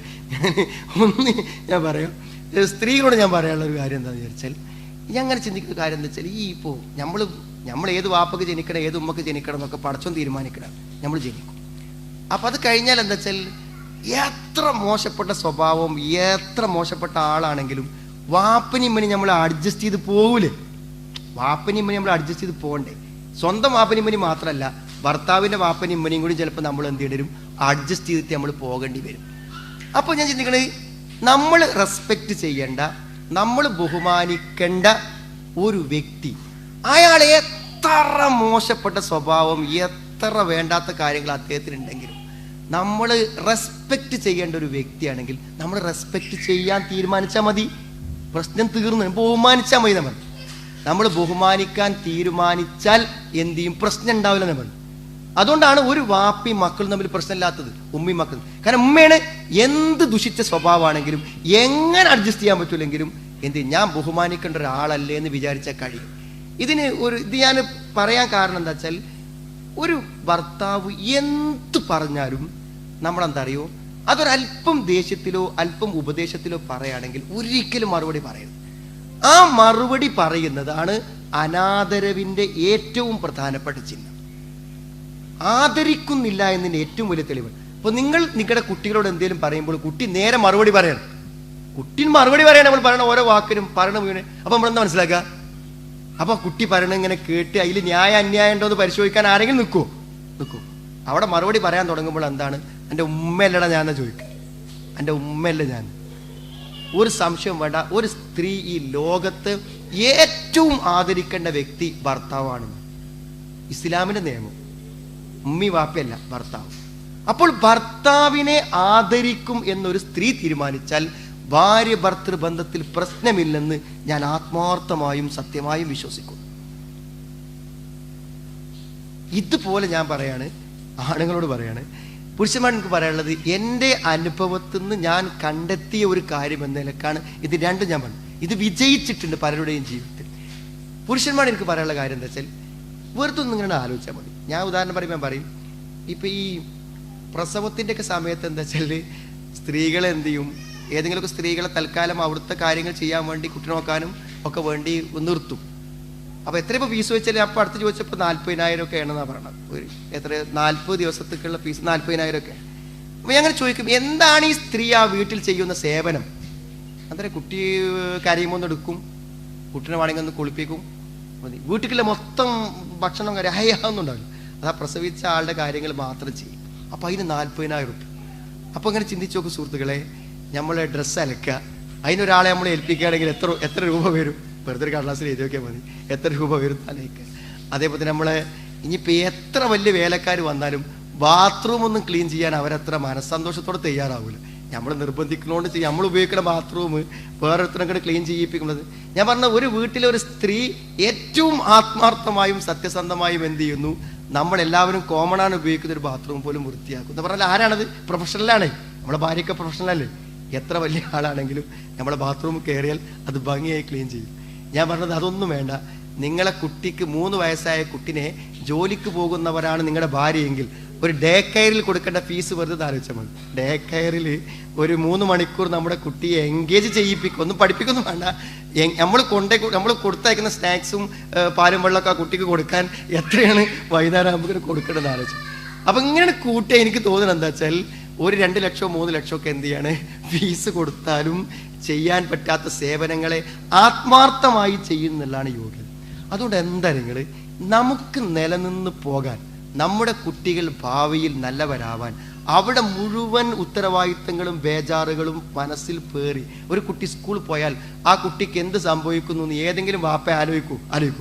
10 മണിക്കിൻ്റെ കുട്ടി സ്കൂൾ പോയിക്കണം, 4 മണിയായി വരുമ്പോഴേക്കും എന്തൊക്കെ സംഭവിക്കുന്ന ഒരു വാപ്പ ചിന്തിക്കണമല്ല. പക്ഷെ ഒരു ഉമ്മക്ക് ചിന്തിക്കാതൊക്കെ പറ്റും. രാവിലെ കുട്ടി പോയാൽ വൈകുന്നേരം വരുന്നവരെ ഇത്രയും ഉത്തരവാദിത്തങ്ങൾ ഏറ്റെടുക്കുന്നവരെന്ന നിലക്ക് നമ്മൾ അവരെ സംരക്ഷിക്കാനും അവരെ കാര്യങ്ങളെ മാനേജ് ചെയ്യാനും ഏൽപ്പിക്കപ്പെട്ട ഒരു രക്ഷിതാവ് എന്ന നിലക്ക് ഇത്ര മാത്രം ഉറപ്പ് വരുത്തിയാൽ മതി. എന്താണ്, എൻ്റെ കൂടെ ജീവിക്കുന്നത് കൊണ്ട് അവൾക്കൊരു ബുദ്ധിമുട്ടും ഒരു വിഷമവും ഞാൻ ഉണ്ടാക്കുന്നില്ല ബോധപൂർവം എന്ന് തീരുമാനിച്ചാൽ തന്നെ എന്തായാലും സമാധാനമായിട്ട് പോയിക്കൊള്ളാൻ വേണം. സമാധാനമായിട്ട് പോയിക്കോളും. ഞാൻ പറയാം, എന്തായാലും ഒരു മേജർ ഡിഫക്റ്റ് ഉണ്ടാകും. അതേതാന്ന് കണ്ടെത്താൻ കഴിഞ്ഞാൽ കഴിച്ചില്ല രക്ഷപ്പെട്ടു, എന്താവും ഉറപ്പാണ്. അത് പരിഹരിക്കാൻ നടന്നാൽ മരിക്കുന്നത് വരെ പരിഹരിക്കപ്പെടില്ല, ജീവിതം കിട്ടൂല, രണ്ടും നടക്കും. അതുകൊണ്ട് എന്താ വെച്ചാൽ വെറുതെ അതിൻ്റെ കൂടെ കൂടണ്ട. നമ്മൾ സംരക്ഷിക്കേണ്ട ഒരാളുകളിലേക്ക്, ലോകത്ത് ഏറ്റവും റെസ്പെക്ട് ചെയ്യപ്പെടേണ്ട ആൾ നമ്മളാണെങ്കിൽ ലോകത്തിൽ ഏറ്റവും സ്നേഹത്തോടെ പെരുമാറേണ്ട ആളും നമ്മളായിരിക്കുമെന്ന് തിരിച്ചറിഞ്ഞാൽ പറ്റും. അതുകൊണ്ട് എൻ്റെ ഭാര്യ, അവൾക്ക് ധാരാളം ഗുണങ്ങളും ധാരാളം പോസിറ്റീവുകളും ഉണ്ട്. അതൊക്കെ എനിക്ക് ഉപകാരപ്പെടുന്നു, അതിൻ്റെ ഒരു നന്ദി എന്നോണം സ്നേഹത്തോടെയും അതേപോലെ തന്നെ നല്ല ഒരവസ്ഥയിൽ നമ്മൾ പെരുമാറും എന്ന് വെച്ചാൽ പ്രശ്നമല്ല. ഞാനിങ്ങനെ ചിന്തിക്കുകയാണ്, നബി സാസ്മ പറഞ്ഞൊരു വാക്കുണ്ട്, അക്മലുൽ മുഅ്മിനീന ഈമാനൻ, വിശ്വാസത്തിൽ ഏറ്റവും പൂർണ്ണമായും ഒരുത്തൻ നല്ല വിശ്വാസിയാണെന്ന് നമ്മൾ എപ്പോഴാണ് പറയാ? അഹ്സനുഹും ഖുലുഖൻ, ഏറ്റവും നല്ല സ്വഭാവമുള്ള ആളാണ്. അപ്പോൾ ഒറ്റക്ക് ഏറ്റവും നല്ല സ്വഭാവം ഉണ്ടെന്ന് എപ്പോഴാണ് മനസ്സിലാവുക? ഭാര്യയോട് ഏറ്റവും മാന്യമായി പെരുമാറുമ്പോൾ മാത്രം. ലോകത്താരോട് പെരുമാറുന്ന കാര്യമില്ല, ഭാര്യയോട് ഡീസൻ്റായി പെരുമാറുന്നുണ്ടെങ്കിൽ നല്ല സ്വഭാവമുള്ളൂ. നല്ല സ്വഭാവമുണ്ടെങ്കിൽ ഈമാൻ മുഴുവനാവുകയുള്ളൂ. അതുകൊണ്ട് ഞാൻ എൻ്റെ ഭാര്യയെ ബോധപൂർവം വിഷമിപ്പിക്കുകയോ ബുദ്ധിമുട്ടിക്കുകയോ ചെയ്യുന്നില്ലെന്ന് നമ്മൾ ഉറപ്പുവരുത്തിയാൽ അവിടുന്ന് വരുന്ന ചെറിയ ചെറിയ തകരാറുകളൊക്കെ, ഒരു വേലക്കാരൻ നമ്മൾ അക്കോമഡേറ്റ് ചെയ്യാൻ എന്തൊക്കെ സഹിക്കുന്നുണ്ട്, ഒരു പണിക്കാരൻ വന്നാൽ എന്തൊക്കെ സഹിക്കുന്നുണ്ട്. ഞാൻ പറഞ്ഞു, നമുക്ക് വേണ്ടി ആത്മാർത്ഥമായി സേവനം ചെയ്യുന്ന ഒരാളിൽ നിന്ന് എന്തെങ്കിലുമൊക്കെ ചെറിയ തകരാറുകൾ ഉണ്ടെങ്കിൽ അതൊക്കെ ഉൾക്കൊള്ളാനും വിട്ടുവീഴ്ച ചെയ്യാനും ആർക്കാണ് പറ്റാത്തത്? ഒന്ന് മനസ്സ് വിശാലത കാണിച്ചാൽ അത് പറ്റുമെന്നാണ് ഞാൻ വിശ്വസിക്കുന്നത്. ദീർഘിപ്പിക്കുന്നില്ല. ഇങ്ങനത്തെ ഒരു അവസ്ഥ നിങ്ങളുടെ വീട്ടിലുണ്ടെങ്കിൽ ആ ഒരു സന്തോഷകരമായ ജീവിതത്തിലും ആ ആഹ്ലാദത്തെയും കണ്ട് വളരെ മനോഹരമായും വളരെ പ്രതീക്ഷയോടെയും ആഹ്ലാദത്തോടെയും വളരാൻ നമ്മുടെ കുട്ടികൾക്ക് പറ്റുമെന്നാണ് ഞാൻ വിശ്വസിക്കുന്നത്. ഈ കാര്യങ്ങൾ നിങ്ങളുടെ മനസ്സിലുണ്ടെങ്കിൽ സ്വാഭാവികമായും ഈ പറഞ്ഞതിൽ ഏതെങ്കിലും ഒന്ന് കാര്യങ്ങൾ നിങ്ങൾക്ക് ഉപകാരപ്പെടുമെന്ന് തന്നെയാണ് ഞാൻ വിശ്വസിക്കുന്നത്. നമ്മുടെ കുട്ടികളെ ഏറ്റവും നല്ല രൂപത്തിൽ വളർത്തിക്കൊണ്ടുവരാൻ ആത്മാർത്ഥമായ പരിശ്രമങ്ങളും അതോടൊപ്പം തന്നെ നല്ല ഹൃദയത്തിനുള്ള പ്രാർത്ഥനകളും ആവശ്യമാണ്. നമ്മുടെ മക്കളിൽ നിന്ന് നമ്മുടെ സന്താനങ്ങളെ അല്ലാഹു നമുക്ക് കൺകുളിർമയും സന്തോഷവും പ്രദാനം ചെയ്യുമാറാവട്ടെ. റബ്ബന ആതിനാ ഫിദ്ദുനിയ ഹസന വഫിൽ ആഖിറതി ഹസനത വഖിനാ അദാബന്നാർ വൽഹംദുലില്ലാഹി റബ്ബിൽ ആലമീൻ. അല്ലാഹുമ്മ സ്വല്ലി അലാ